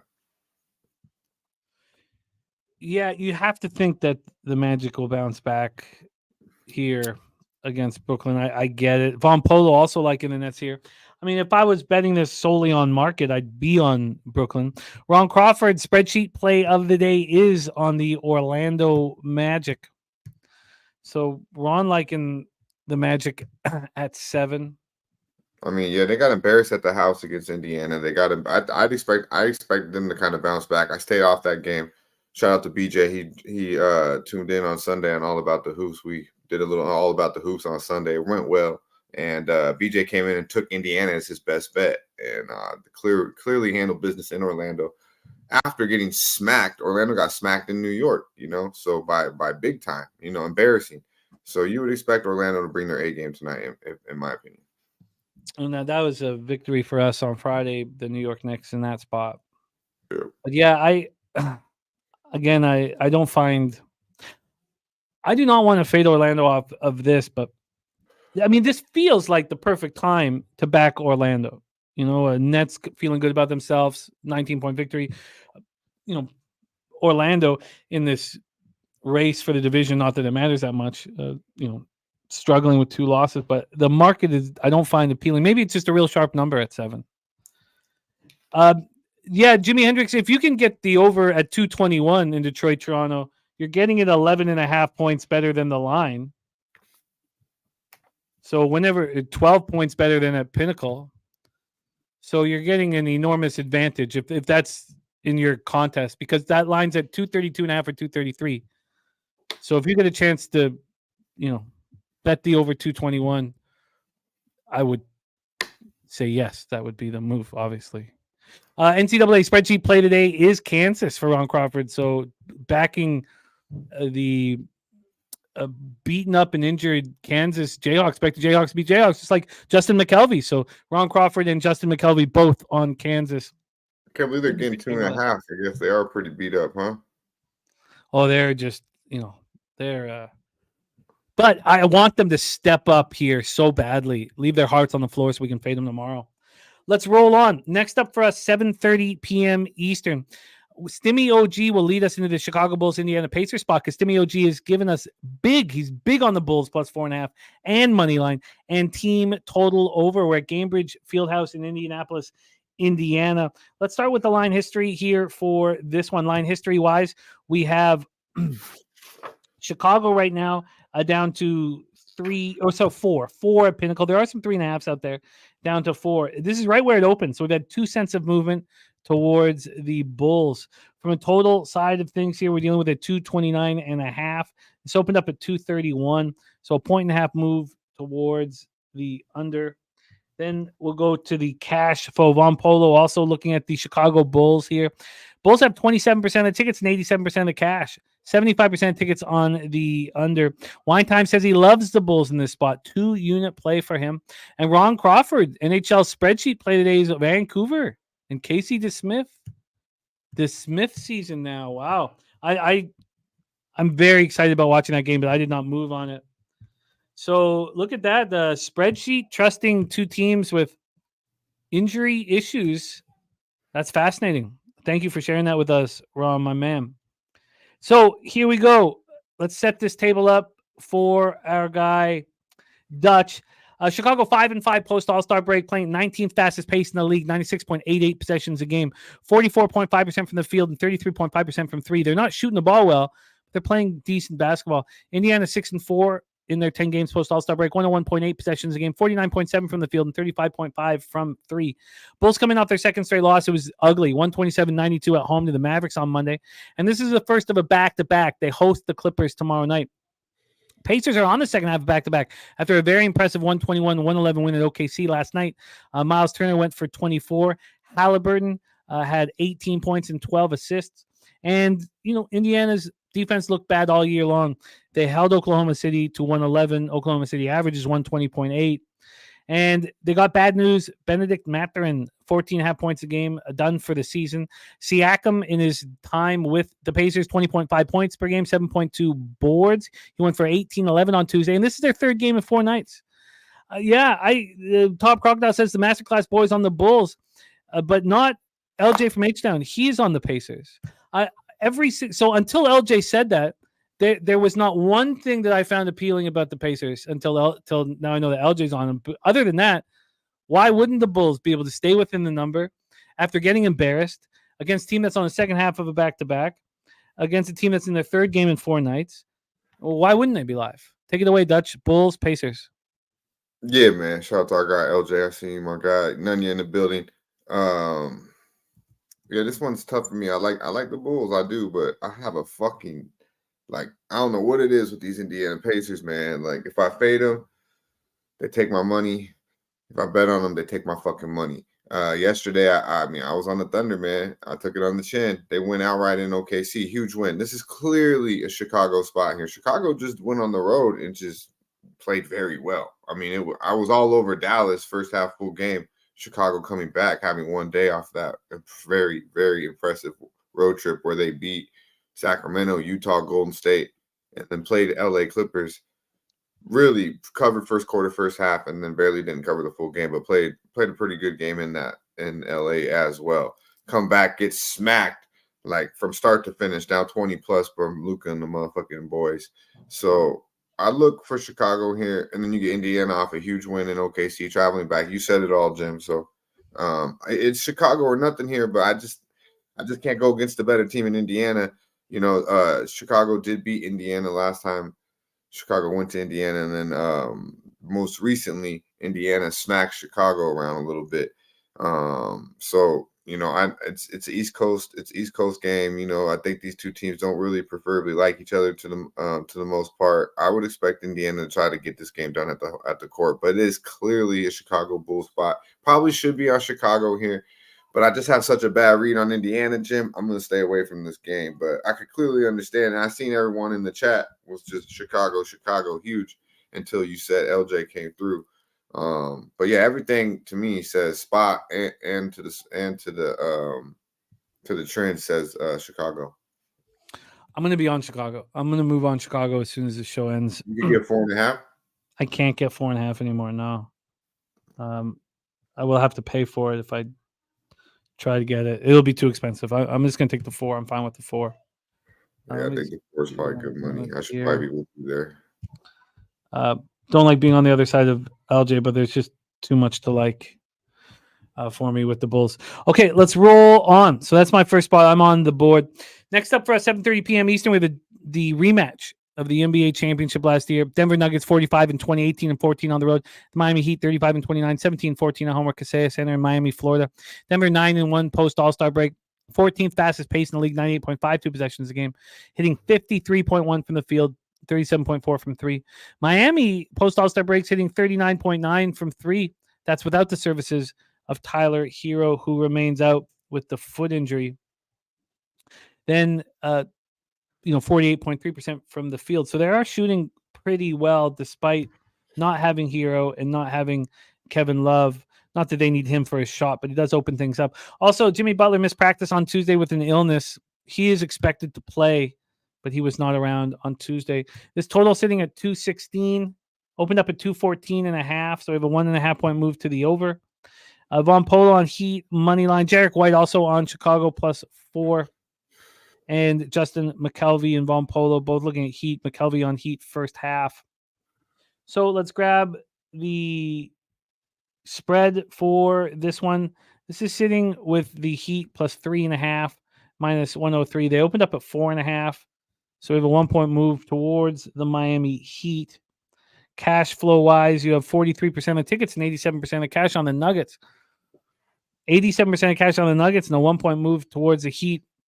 That's a pretty eye-opening. 57% of tickets on the under. Nuggets coming off their third straight win, underwhelming 125-119 victory at home over the Raptors on Monday. We talked about Jokic's triple-double. Jamal Murray is playing so well. 42% from 3 this year. He's an assassin. 21.2 points per game, 6.6 assists. Heat come in off their third straight loss, 110-108 at home to the lowly Wizards on Sunday. Feels like a bounce-back spot for them. Take it away for us, Dutchie. I mean, is it a bounce-back spot when you play the NBA champions? Tough bounce-back spot. Take it away, Nuggets Heat. Yeah, this one's a good one. This one's a good one, Jim. And I mean, like, it might not be the best game to watch, whatever. And in that aspect, I just think you could break down each side and really make a case for each side. And to me, this is the game that, like, I wanted to come on here and just be like, and there's levels to this shit, but to me, this game stinks, Jim. It just smells. And then from what you just broke down, just told me, it stinks even more, this fucking game. It's the NBA, man. You got to fade the fugaziness. And I think the fugaziness might be going down in South Beach tonight. Obviously, clearly Denver's a better team. I mean, this is a struggling Heat basketball team. 2-4 straight up last 6, 1 of 4 last 5 against the number. Haven't covered in 3 straight at the crib. Haven't covered in 6 straight against Denver at the crib. Nuggets turned the page a little bit here. 1-9 out of the last 10, 11 out of the last 12 meetings versus these Miami Heat. I mean, it's been big brother, little brother type shit. Keep in mind, they have won the last 4 straight meetings after winning the last 3 to end the year, obviously, and then beat them in November to start the season as well. So all Miami has done is lost to these boys, and they definitely have remembered each and every one of them. I can assure you of that. The Nuggets, so have just been bet on, man. 7-3 ATS the last 10, 3-0 against the number on the road the last 3. Now you look at it, I mean, they got nothing for Joker. I mean, Bam's too small. They got absolutely nothing for Joker, and most of the league doesn't. Defensively, they don't really match up too well for Murray either, or Michael Porter Jr. I mean, Jimmy is going to try to take one of them, but outside of that, one of these guys are going to get off. Rozier's starting to get a little bit more in sync with that Miami offense. But I mean, man, this is a good Denver team, man. So I can't go to the window with Miami. I see where everyone's at. And this game does smell to me, where Miami does care a little bit more, obviously, than Denver. I mean, if you like Miami, I think you probably just take a money line here because I think they either win the game or get blown out. Polo talking about this is the national TV game tonight. I fear fading the Nuggets after they look so bad against the Raptors, but I don't want to bet them. I think that Andrew G's right, saying that the line says the Heat are live. I think it absolutely does. Jimi Hendrix, it's all good. We don't need to have the same idea of what a good game is and what a bad game is. If you think Jokic had a bad game against the Raptors, then it's fair. It's no problem. We don't have to agree on everything. I mean, I think obviously his statistical line was phenomenal, but you could say that he played bad. Then the numbers aren't everything, and that's fair. I'm off this spot here, but I am interested in the Heat. I'm going to keep an eye on the market. Let's roll on. Next up, 8 p.m. Eastern, Charlotte Hornets 16-49, 7-26 on the road at Memphis Grizzlies. 23 and 43, 8-25 at home. FedEx Forum in Memphis, Tennessee. Charlotte 3-8 post All-Star break, 21st fastest pace in the league, 96.23 possessions a game. Shooting the ball poorly, 44.1 from the field and 32.9 from three. Memphis 3-7. 27th fastest pace in the league, 95.41 possessions game, 41.8 from the field and 31.7% from three. They've been winning basketball games and not shooting any better. I thought that they were going to start shooting better, and I backed them with some success, but they're not shooting the ball well. Neither of these teams are shooting the ball well, and that's why we have this very low total. This total right now opened up at 205.5 down to 203, 2.5 point move towards the under. From a spread perspective, this one sitting with Memphis plus 1.5. That really surprised me. I did not expect this line to open up with Memphis as the dog. I really didn't. They opened up at 2. It's a half point move, towards Memphis, but it doesn't count as much because I was so surprised with where it came out at. And then 83% of the tickets on the Hornets. No cash information. 71% of the tickets on the under in the market reacting to that one. Robert Franklin saying Hornets money line says the Wiz are straight ass. Jimi Hendrix saying Grizzlies at the house money line all day. So here we go. And Von Polo looking at the Grizzly Heat parlay. Hornets coming off their 7th loss in 8 games, 114-97 at the Pistons on Monday. Bridges 24. He's playing very well. That was never the question. The question is what happened in the offseason. That's what messed up the trajectory of his career. Memphis is on the second half back-to-back after defeating 2 off seasons ago too, right? Memphis is on the second half of back-to-back after defeating the Wizards 109-97 at home last night. Trey Jemison, 24 points out of nowhere, UAB product, 11 for 13 from the field. So you get the outlier performance. And when you're talking about a team like the Grizzlies, you need the outlier performance. You got one on Monday and they won. Can you get one here? Hornets beat the Grizzlies 115-106 on February 10th. And that was Jaren Jackson putting up 29 points, but he didn't play Tuesday due to a right quad injury.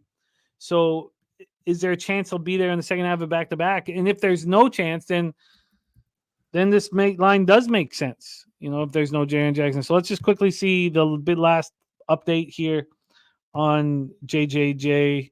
And do they think he will be in the lineup? And he's just game time decision still, so no help there. Take it away for us here, Dutch. Another bum fight, Hornets Grizzlies. Yeah, goddamn. I ain't gonna lie to you, Jim. I didn't even know this motherfucker was on the card, man. Shout out to our guy Andrew G in the building. I see you, my man. Today's card is like we got the baddest broads and then we can just get the ugliest. There's no in between. It's just like, man, nice. And like, goddamn, get the fuck away from me type shit. And this is one of those get the fuck away from me type shit. Don't bet this game. I mean, if y'all really want to, do what the fuck you want. But yeah, I'm not betting the Hornets on the road. Grizzlies, you can fuck around and find value in them. Believe that. But maybe it's here. I don't. Not in my opinion. This is a nice card on a Wednesday, man. It's a nice card. Let's move on. I want to know about JJJ. One thing about this line is I think it was put out at a number where they were going to expect to get money on the Grizzlies, and I don't know if that's come to fruition here at this point. I Yeah. got to wait for it to I make sure, would agree with that too. I would agree with that. which makes me want Charlotte. Yeah. Now, Right. I really want to see what happens with this market, so I'm going to sit back. But I did not want anything to do with Charlotte.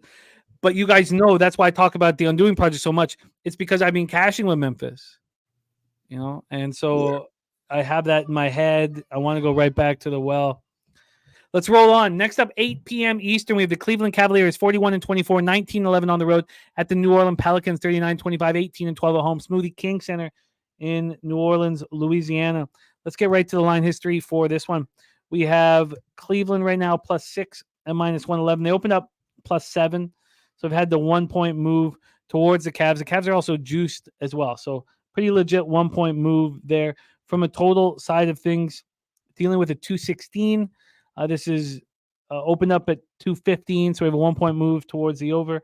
And then cash-wise here, we have 31% of tickets and 45% of cash on the Cavaliers, line moving towards them, 75% of tickets on the over.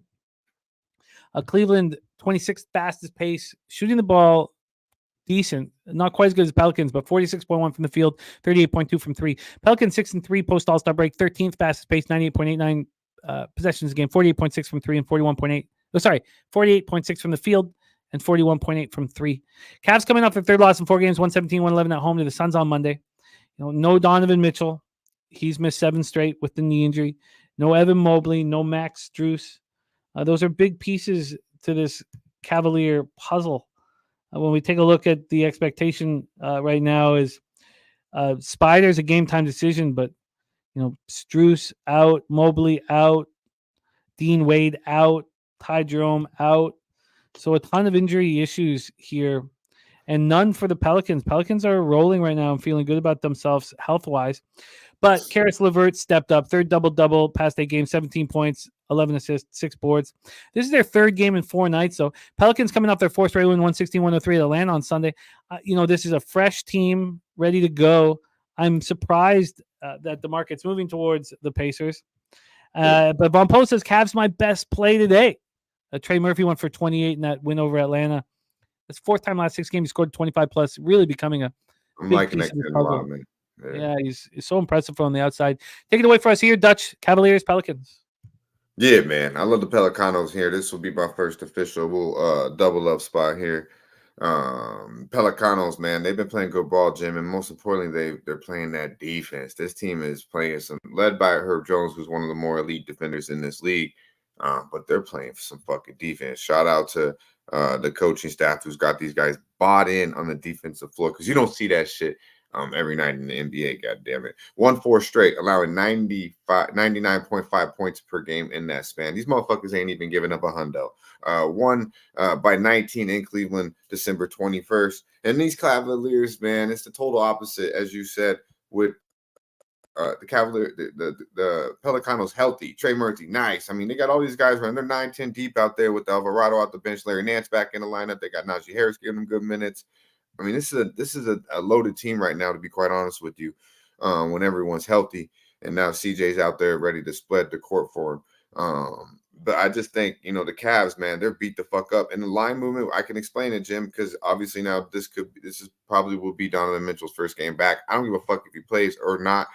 Pelicanos running these boys out the building. The Cavaliers 1-11 straight up, last 12 in New Orleans. Only covered 4 of the last 14 basketball games overall. This team is fading, and they're fading fast. Have not been playing very good. They've had their moments here. They played a good game against Boston. It was, that was really more of a spot play to fade Boston there. But props for winning at home against Boston. But outside that, I'm not really liking what I'm seeing. And it's due to the pieces, man. You can't miss all these pieces and still expect to play competitive basketball against good-ass teams. And the Pelicanos, man, they're a bet-on team. I talked about them early on in the year, how I like this team an awful lot. Then they got banged the fuck up, and we had to kind of run away from them. We still made money off them first half. We're back to making money off the Pelicanos here. First half full game. It's good money. -3 at -107 first half, -5.5 now, -109 at Pinnacle. And, if the market's moving against you, you need to be able to explain why it's happening. And if it's not based on what you perceive to be sharp actions, based on the idea that Spider's going to come back, then sit back and let the line move against you and get your cash. So we have Dutch moving double up spot on the New Orleans Pelicans. We roll on 8:30 p.m. Eastern. Golden State Warriors 34 and 30, 17 and 13 on the road. The Dallas Mavericks 37 and 28, 19 and 15 at home at American Airlines Center in Dallas, Texas. We have these Warriors 7 and 4 post All-Star break, seventh fastest pace in the league, 101.27 possessions a game, 46.3 from the field, 35.3 from three. Steph going to be out for a little while longer. He's going to be at practice on Friday. So the Warriors play the Lakers, visit and go to crypto on Saturday. That's when he's expected to be back at this point. Dallas 5 and 5 post All-Star break, playing at the ninth fastest pace in the league, 100.45 possessions a game, 50.5 from the field and 37.1 from three. They're shooting the ball nice right now. Let's get into this line history right now. The Mavericks -7 and -104. Opened up at -7.5, so we have a half-point move towards the Warriors. Then from a total side of things here, we have it sitting at 233 -106. This opened up at 235.5, and it got down to 232.5 before there was a half point of buyback. Then cash flow for this one, 53% of the tickets and 93% of the cash on the Golden State Warriors. Big bet must come in on the Warriors. 95% of tickets on the under. We don't have a cash flow, but the line's moving in that direction. LJ from H-Town and Christopher Tatum both looking at Luka triple-double. And why wouldn't they? 7 straight triple doubles for Luka. Went for 27, 12, and 14 in that victory. Their third straight win on Monday at Chicago, 127-92. So he's third in the league in triple doubles this year with 17. Sabonis 22, Jokic 21. This is the first of a back-to-back. They play at OKC tomorrow night. Warriors snapped their 2-game losing streak with a 112-102 win at San Antonio on Monday. Chris Paul, 24 points against Dallas, and then on Monday against San Antonio, 19, 9, and 8. Take it away for us here, Dutchy. Warriors, Mavericks. Yeah, man. I don't tend to do this, but I just don't see laying 7 with the Dallas Mavericks here. How you can do that? So I'm gonna fade my guy Luka here. The defensive, it's on the defensive end, man. They went to Chicago and handled business against a couple other bummy teams. Good win against Miami. But beating Detroit by 20, and then going to Chicago in a very nice spot against Chicago. But this Dallas Mavericks team has trouble playing defense, and it starts with Luka, Kyrie, and these boys, and it just kind of trundles down. No real paint protection, and they have a hard time shoot. Outside of Luka and Kyrie, Luka definitely is going to handle his business from the perimeter, but they're struggling from that perimeter, man. I mean, Tim Hardaway Jr. just ain't it. They go get PJ Washington. I mean, they can get hot, don't get me wrong, but overall, this is not a team I feel comfortable with laying 7 against the caliber of the Warriors without Steph. I think, the Mavericks find a way to win this basketball game, most likely because of Luka. But at the end of the day, the Warriors got extreme value here, and the Warriors have been playing good ball. CP3 inserted into the starting lineup. He's going to do his thing. He's going to share the ball. He's going to get everybody involved. It really is going to be around Kuminga, though. Kuminga's lights the fuck out right now. I like what I see out of him. Clay's got to be consistent. He's been doing that. But this team is super deep. They got Pod. They got Moody. They're running deep even without Steph out there. So I still think the Warriors are the freshest team they've literally had 2 All-Star breaks. And even without Steph, they're still a very deep basketball team with guys that can still, outside of Draymond, really, that can put the ball in the bucket. Wiggins coming back, had a break. He's still now, so he's super fresh as well. They've won 13 out of the last 18 basketball games, covered out of the last 13 out of the last 18. And on the road, they've been money, Jim. They're 21-9 against the number on the road this year. Covered 4 out of the last 5 on the road. And 6-3 straight up last 9 versus the Dallas Mavericks. And you touched on it. Dallas Mavericks do have OKC on the road. And overall this year, they just haven't been a bet on team against I talked about laying this type of number with Dallas. They're 15-19 against the number at home. So a team that has a better overall winning record at home. But when you look at it against the number, pretty suspect. And I think 7 touchdowns just way too much in this. So give me Golden State full game. I like this. I like where you're at. Warriors, we can find you at 7.5 minus 110. There's only 7.5 left. I'm going to join you on this. I like this spot. I think Warriors can stay in this basketball game. And they've been in Texas chilling because they had played San Antonio. I like it. I'm right with you. I'm going to roll with you on this one. Von Polo on it as well. Also looking at the Luka triple-double. And Chase J says his favorite play today, Warriors first half money line, first quarter money line too, and says they cover full game. I like it. Doug leaning that way. I'm right there with you. All right, we got 2 spots left on today's show. Let's roll into the next one. 10 p.m. Eastern with the Atlanta Hawks 29-35, 13-18 on the road. Portland Trailblazers 18-46, 10-23 home. Don't forget, we have the horse race next after this. So we got 3 heats, 20 apiece, going for $50 from our guy Jeff Slaughter. Brent Cook, though, it likes the Mavs -7. Likes the Mavs here. And that's the fun of this. Don't need to agree. We just want all the information available. That's all. Right. It's the plan of the show. And then do what gets you paid. And that's why you track your action. And if you have the conviction to go up against cappers that you respect, your ROI will be positive. It's just you need that conviction on those spots. And if I don't have it, I just lay off. Hawks, Blazers here. Hawks 29-35, 13-18 on the road. Blazers 18-46, 10-23 at home. We're at the Moda Center in Portland, Oregon. Atlanta 5-4 post All-Star break, 22nd fastest pace, 96.17 possessions a game. Almost the exact same shoot. Well, the exact same 3-point numbers as Portland, and slightly better from the field, 0.6% better. And they're almost playing at the exact same pace as well. More similar than you would think, these two teams. Take a look at the line history here for this one. We'll start with this total.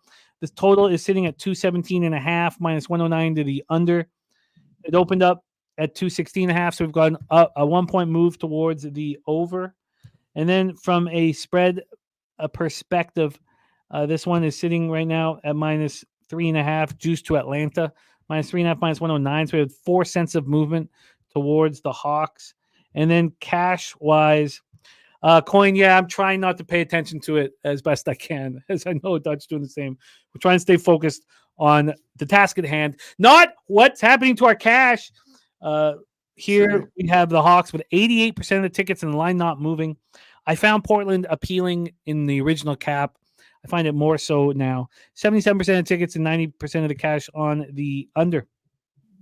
Hawks had their 3-game winning streak snapped to 116-103 loss at home to the Pelicans on Sunday. We know there's no Trey, no Okongwu, and now no Sadiq Bey, who tore the ACL in his left knee. So he's done for the season. And Jalen Johnson, he's doubtful for this meeting. I mean, this is a lot of missing pieces to the puzzle. Now, Jalen Johnson is a game-time decision. Okongwu and Trey Young are out. And, of course, we won't hear from Sadiq Bey for a long time. Bogdanovich went for 25 for the Hawks against New Orleans. Murray 23 and 11 assists.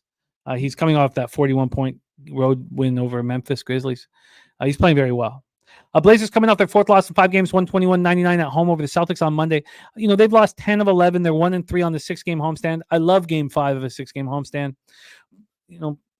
So they're not playing well. Ayton, though, 22 and 15. Can he gain some confidence? 5th straight double-double. Anthony Simons did not look good, 6 of 18 from the floor. And Jeremy Grant, returned. He'd missed 2 games of hamstring injury. He looked shaky, 5 of 14 from the field. This is also the first of a back-to-back, but they're hosting the Knicks tomorrow night, so they're not traveling. I find the Blazers appealing here. Take it away for us here, Dutch. Hawks, Blazers. Yeah, Jim, another game I'm not too fond of. I had a feeling you were going to like the Trailblazers here. I like finding Atlanta in spots, though. I think they're undervalued in some spots. They're bummy, but they're not as bummy as some of these motherfuckers. I took them against the Grizzlies. Just some certain spots, even on the road, I think you can find it with Atlanta. But, now Bay being out, he was a big piece. I mean, that this youngster, John, questionable tonight. You want him out there. But yeah, they're getting so banged up. But I am a fan of Murray, man. And I think with that guy out there, you got a chance in any basketball game. But I would look back Donovich probably threes here as well. Like you mentioned it, he's gonna be gunning them now with the injuries too. So it's pretty much the Murray and Bogdanovich show for Atlanta. But yeah, Portland's sneaky, man. They're sneaky. DA's coming around a little bit as you talked about. So tough game here. I do see value on the Trailblazer side, but I can't go to the window. I'm going to get to the window. And at this point, Bulls, Warriors, Blazers. I think my card's really coming together here. Now I have some. I'm going to look at Charlotte a little more, and then I love the way that you keyed in on exactly why the market's moving towards the Cavaliers. I want to watch that market mature. Your double up spot on the Pelicans. So let's roll into our final spot here on the board, and we've heard from BJ best bet Lakers money line in this one. We're at the Golden One Center in Sacramento, California. The Kings at home to the Lakers. Kings 5-4 post All-Star break. Lakers 6-4. Kings playing at 15th fastest pace, 98.2 possessions a game. Lakers 10th fastest. Lakers are shooting the ball nice, 52.1 from the field and 41.1 from three. Sacramento 49.8 from the field and 35.8 from three. Let's pull up the line history for this final spot on the board. We have the Kings plus 2.5. They opened up at +1, so we've had a 1.5 move towards the LA Lakers, and it seems reasonable. From a total side of things here, this is sitting at 237.5. We have the 237.5 minus 107 to the under. And it was 1 week ago where we were right here breaking this game down. And it was I had Kings full game. Dutch had Kings first half money line. We both cashed. And it was that wild second quarter where the Kings completely took over the basketball game. Our guy Rez Mob in the house. Justin McKelvey moved on the Lakers minus 120 last night. And LJ from H-Town looking at the over 238 in this spot. Let's take a look at the cash flow here for this final game on the board. 69% of the tickets and 93% of the cash on the Lakers. Yes, that's a lot of money on the Lakers, but at least this line's moving accordingly. It's a coin flip for the total, 49 on the over, 51 on the under, and no help with the cash flow. Wine time, Lakers money line minus 130 and Fox over 28.5 points. We remember what Fox did when these teams met up. It was pretty impressive. 44 points. That was tied his career high. Sabonis went for 16, 20, and 12. 16, 20, and 12. Lakers coming up their third win in 4 games, 120-109 at home over the Timberwolves on Sunday. AD, 27 points, 25 rebounds. LeBron went for 29 points. He missed the win over the Bucks. And we talked about what happened last out. For the Kings, they're on the second half back-to-back after winning easily 129-94 last night at home over the Bucks. This is their third game in 4 nights. How are we not on the Lakers here? Dutch, take it away. Yeah, Jim, I like the Lakers here an awful lot. I like where I got BJ with this best bet. I'm liking it, man. They've lost 3 straight to the Kings this year. So, we talked about it's hard to beat a team 4 straight, but they've actually lost 6 out of the last 7 to the Sacramento motherfucking Kings, man. So the Kings have been, big brother, little brother type shit against the LA Lakers. Lakers have been pretty impressive outside of that loss that we just talked about here last Friday when we were on the Sacramento Kings. They've won 3 out of the last 4. OKC, Milwaukee, and the Wolves. So pretty impressive little 3 out of 4 there. The one loss, as I mentioned, to the Kings. 2 days off here, so you get the super rest advantage. Kings' big win last night obviously showed up against Dame Time and Giannis big time and blew them out the damn gym from start to finish. This is the 5th game in 7 nights for Sacramento. And outside of covering last night, they hadn't covered in 5 straight at the house. Pretty suspect this year at the house, actually 12-18 against the number. In Sacramento, so it hasn't been too much light to beam against the number. So I believe we could take advantage of that tonight. Revenge factor here. Well rested LA Laker team playing good basketball. This obviously the perimeter is very important to this team in any basketball game or any basketball team. But the Lakers really need to be somewhat consistent from the perimeter. They need Aaron, this kid Reeves to hit his shots. They need D'Lo to be consistent. Rui coming off a big game, be a little bit more consistent. But what it comes down to is AD, Jim. Anthony Davis, 3 in these 3 wins, these 3 big wins against OKC, the Bucks, and Milwaukee, and Minnesota, averaging 23 points a game. And the one loss to Sacramento, he had 14 points. He had 9 points last time he played this team. So AD got to show the fuck up. AD has to show the fuck up. I believe he will tonight, coming off a big game, 25 and 25. I think he shows up. He has the advantage here. They really don't have anybody big in Sacramento. Sabonis is nice, but he's not someone you're worried about from a defensive perspective. The AD should be able to do whatever the fuck he wants tonight. I like him a lot. I think he's the factor. LBJ will obviously load the stat sheet. I think they like the beam in Sacramento. The Lakers like that motherfucker, though. Believe that. They definitely win this game. I like it a lot. So, I don't care about the line movement, really. What's the best number out? -2.5, -105. Yeah, that's beautiful. locked in. I'm going to roll with you here on the Lake Show. Let's review all action here in NBA and review. I'm going to need more time with this Pistons Raptors spot. As much as I understand that the Pistons should be the play, I'm just going to need more time with it. Spreadsheet play today for Ron Crawford is the Orlando Magic. Touch and I are off of it. I will be on the Bulls with my guy Timmy OG. I'm going to need to sit with this Nuggets Heat game a little longer. Same with this Hornets Memphis spot. I can see why the Hornets are appealing. And if there's no JJJ, there's no outlier performance from the Grizzlies. And I think Hornets will win. I do not want the Hornets on the road. So maybe I can stay off of it. Dutch double up. First half -3, full game -5.5 on the Pelicanos. I'm going to Dutch on the Warriors +7.5. I'm joining them on that one. And then the Blazers +3.5. I'm going to be on. And then we have Dutch on the Lakers -2.5. I'm going to join them on that. So there you go. Bo Jackson, by the way, liking the Kings in that spot. So we are in business. We are in business. Dutch, thank you for making time for us on Wednesdays, man. It means a ton to us. You're back in the black where you belong on the season. Now let's climb up to double-digit units and double-digit ROI. Thank you for sharing your hard work with us, my man. And everybody got to keep their ear on the streets for when there's going to be more live basketball shows, because I know you guys have been eating. Last words, my man. Yeah, man. Definitely need to, be a little more productive on the show. It's been a little rough. This definitely been my worst, season so far on betting with the bet. But we'll get it cracking. We'll get it cracking. Here's money time. I like the cards today. I like the card today.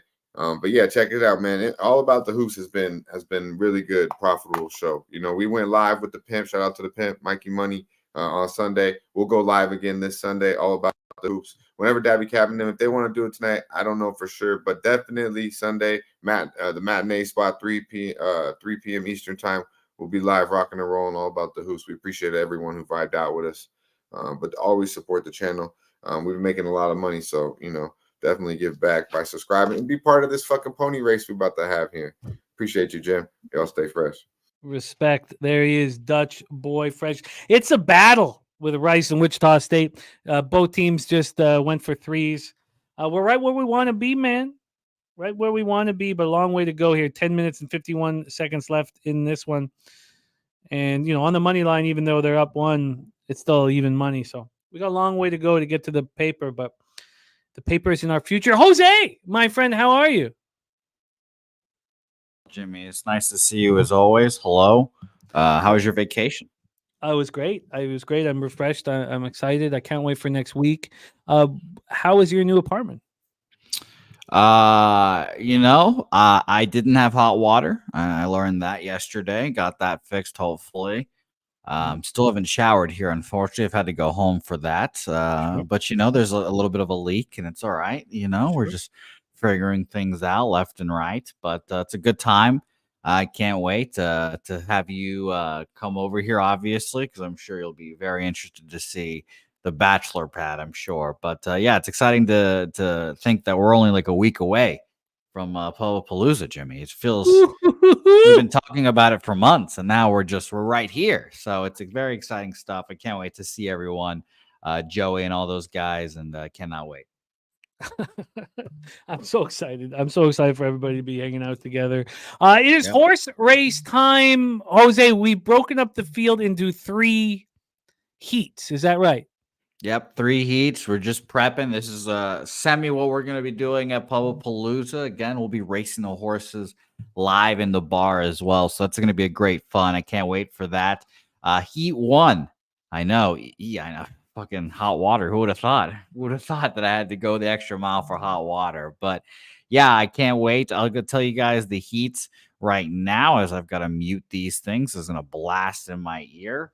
All right, so Heat 1. And obviously we have 63 members. Shout out to you guys all for being members of the channel. So Heat 1, as you can see, we've got Coin, Jeff Slaughter, Rico Lopez, Joseph Thompson, Iron Eagle, Bunk Hoots, Sharon Pullman, Bo Jackson, Justin McElvey, myself, Julian Cesario, Randall Sheffield, Rez Mob, Craig Wilkerson, the Pimp Slap man himself, Mike M, Ron Crawford, Subhuman Gaucho, Cheshire Cat, Fanatical Jim, Crystal Craig, and Big Scott.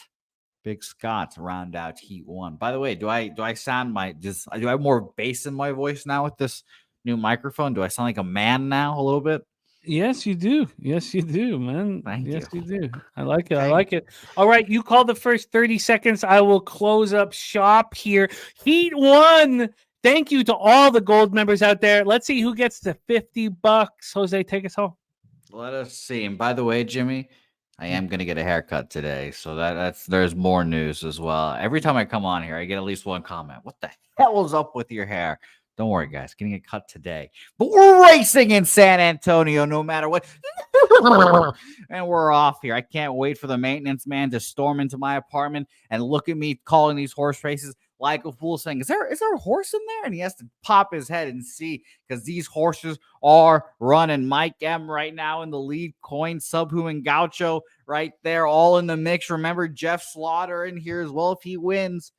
$100 Friday. We all love that. 30 seconds left, Jim. Take it away. Fanatical Jim has been inching his way up to the front alongside Mikey Money, Justin McKelvey, and Bo Jackson. We have a lineup here. Remember, the top 3 move on to the finals. Ron Crawford making a big move, and Justin McKelvey falling back. Bo Jackson trying to... Who's got late pace is the question. Ron Crawford trying to find the line. Can he get there? Can Crystal Craig get there? It's all... Here comes Jeff Slaughter. Here comes Jeff Slaughter. And he comes home with it.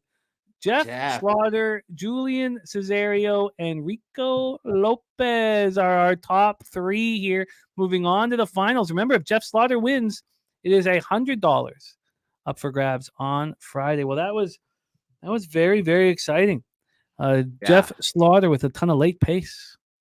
Yeah, I was hoping my horse would find that late pace, but nowhere to be found. Nowhere to be found. I didn't even know you were in that. Were you in that heat, Jose? I was. Yeah. Unfortunately, I was. Yeah, it's tragic stuff. It's tragic stuff. My horse was not doped up enough, I guess. So we know what that means. No, and I remember the musical that I was trying. I remember that when I was in Niagara Falls, it was Guys and Dolls.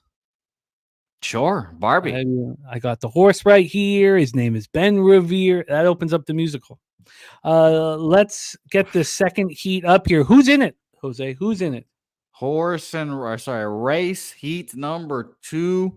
We've got Kenny Can, Fernando Mendoza, Chris Boggin, Billy Friedrich, Joey Harb, Nasty Nate, Philly Eagle Flyer, Eldorado Custodian, BT, Jimmy the Bag, Rude Boy, Cody Norton, Juan Ruiz, Browns Hughes, Donut Silks, LJ from H-Town, Nutflush Allen, Double Dog Ruth, Tehran, and Fat Wally, and our guy Kent Davies in the mix there. In the mix. All this right, I'm going to get this race started, and Jose's going to bring it home. They're at the post.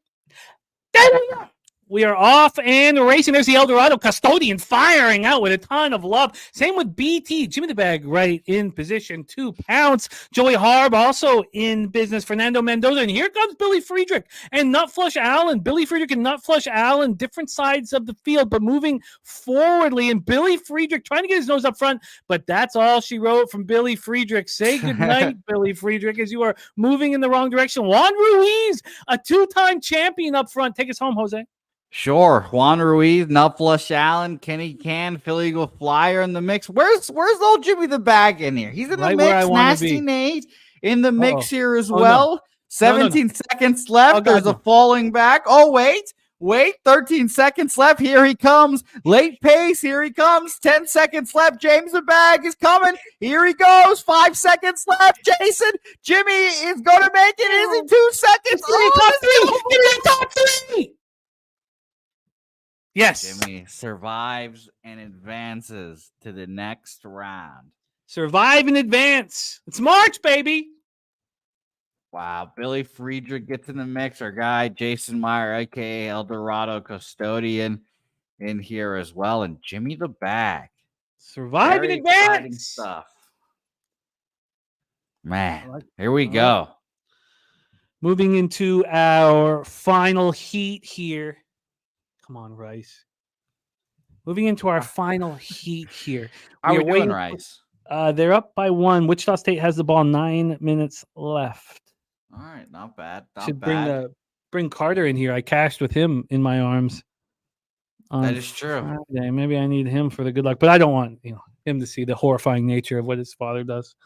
Yeah. Shout out to Carter again for having hair now.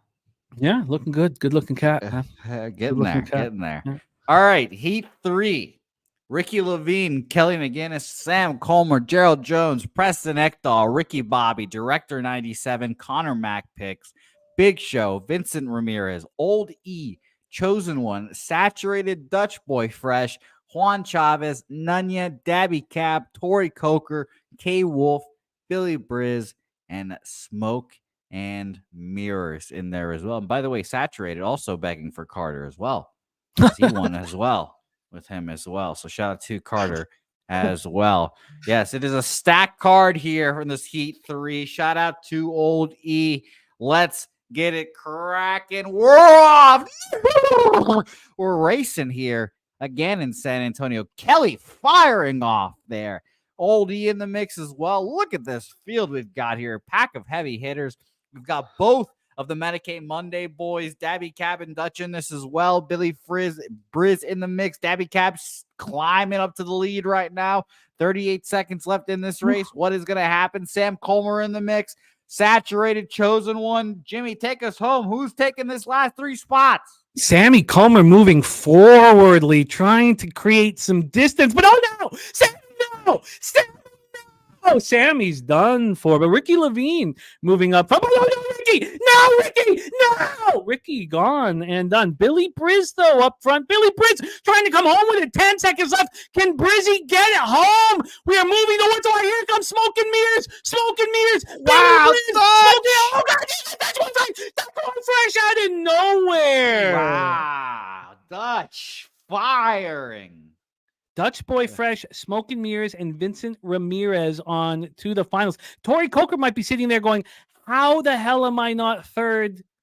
And I have nothing to say.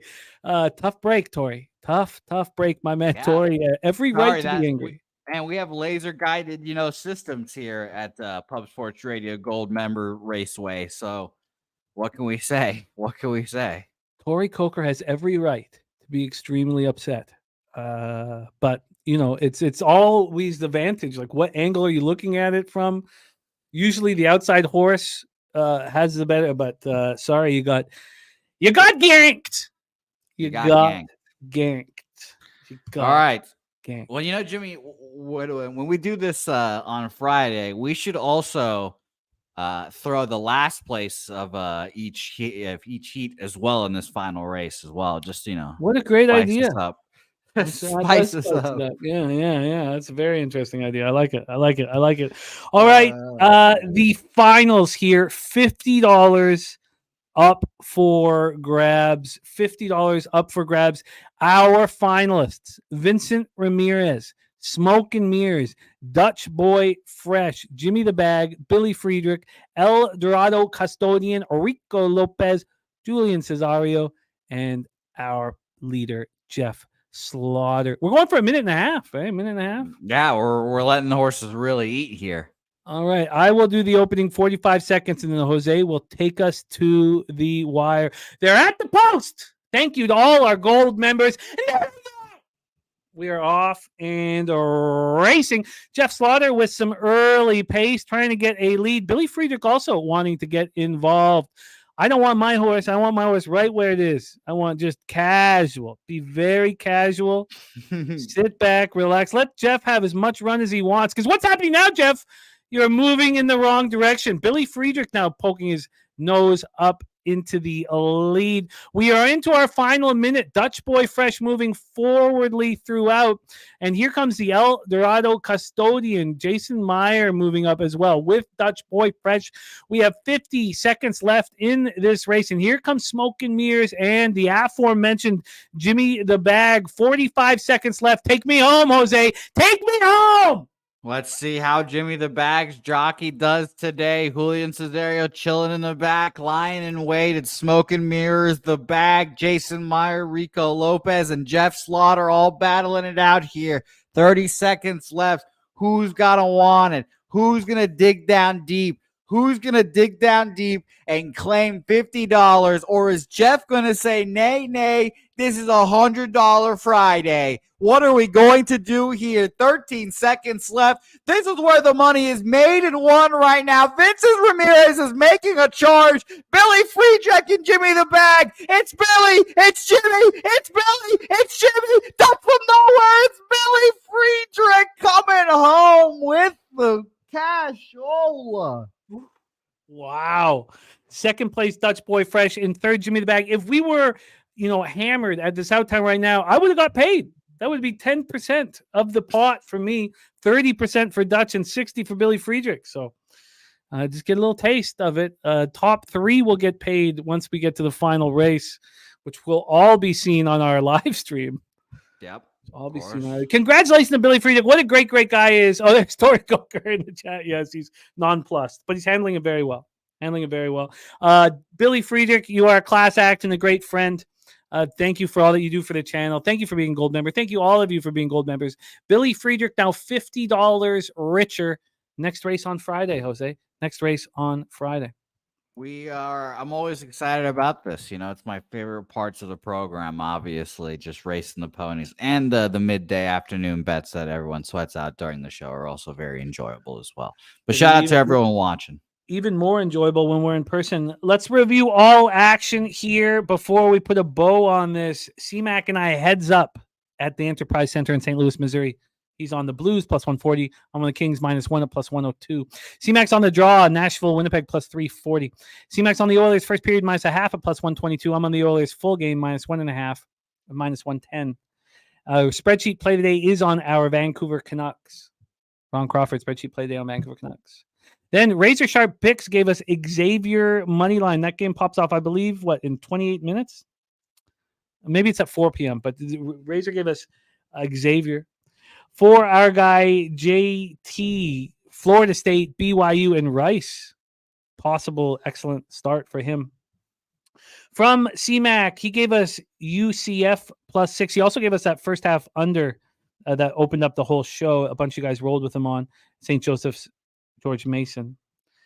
Then CMac gave us he stayed off that. That was me. Notre Dame plus 10. The under 144.5 in Canisius Quinnipiac. Lehigh plus 9. Dabby Cab gave us TCU -3.5. And he also gave us Texas -4.5. By the way, the waffle, first half -2.5. Got to keep our ear to the street, see if he's going to bet that. Kansas State plus 4.5 is, unfortunately, I expect I'll be going up against Cab in that spot. Then Mikey Money's on Washington Huskies plus 3.5 and plus 145 on the money line. Alcorn State -4, under 138.5 in LaSalle St. Bonaventure, under 142.5 in Georgetown Providence, and Providence first half -4.5, -113, under 125.5 in Rutgers, Maryland. Arkansas first half -3 and full game -6. Stanford money line. He doubled up on unders, under first half under 65, full game under 140.5 in Cincinnati, Kansas. He's on Boston College plus 7.5, first half +4, and he's on Montana State plus 6.5. Tone Miggins, Levels play day, Syracuse. Smoking Tree, Max play day, Syracuse. Londo's on Penn State -7. Then we've already reviewed all of NBA. 6 minutes and 40 seconds left here in Rice, Wichita State. Rice in the bonus heading to the line. You want some Thank you guys. NFL news? What we have some? Yeah, your Chargers. No, not my Chargers. Fuck the Chargers. Well, they released Mike Williams. He's gone, and Khalil Mack apparently going to stay with the squad. So your dad's going to be fucking pissed. My dad's just happy that old Staley's fucked off. So that's all he needed. DC Capper liking the Montana State look. He's also on Lakers -2.5. I got action that I got to get in right now. That is our show today. Thank you guys. DC Capper, Philly Eagle Flyer, Old E, Leonard Porsche Jr., Coin, Bo Jackson, Saturated, Tori Coker, Brent Cook, Ricky Bobby, Alec in the house. Nice to see you, Alec. I missed you, man. Shout out to Thank you Alex. guys all for the support you guys give to our program here. We can't do it without you. We know how important the chat is. Steve G, Jimi Hendrix, Lucky Lefty, the Dapper Capper, the Juice. Thank you all for your support. Rodney Barton, Wine Time Sports, Rez Mob, LJ from H-Town, Justin McKelvey, Chase J, Doug, Brent Cook, Von Polo, Real Deal Prime. Thank you guys so much. Now we get that cash, Jose. That's what we do now. Get that cash, man. Jose, would you please bless our action? And a couple more shout outs. Arthur Mead Jr., thank you so much for that early dono. It means a ton to us to bless our picks. And then was it Dan Bonner also gave us the dono when he cashed alongside Sean Higgs. and then Sean Higgs with the big one. Yeah, thank you, all three of you guys. Thank you for supporting our channel. I hope, Sean, you better come to Palooza, my guy. We need you, my man. We do need him. We do need him badly. Jose, bless our action and take us home, my friend. Yes, let us go into the distance and go into the future with winning bets. Excited. Baseball season's almost here. By the way, Jimmy, thank you. I don't know what time the games are. I'm sure very early, but thank you for leaving on the 20th because first official Real Deal baseball games are the 20th that day as well. Shout out to Korea as well. So it's very nice. That'll be betting with Bouquet. Love how that synergy works out. We obviously plan that, but it's going to be a fun night. Can't wait. And I will cut my hair tomorrow or today, guys. That is a promise from me to everyone. I will have non-frizzy hair tomorrow, and it'll be okay. So thank you guys, DC, Dabby, Leonard. I texted you this today, Jimmy. Big NHL night for you. Big night. We know how getting under 10 units, how it is. Getting that single digits is massive. So shout out to you guys. Thanks, everyone, for watching. And leche, los bookmakers.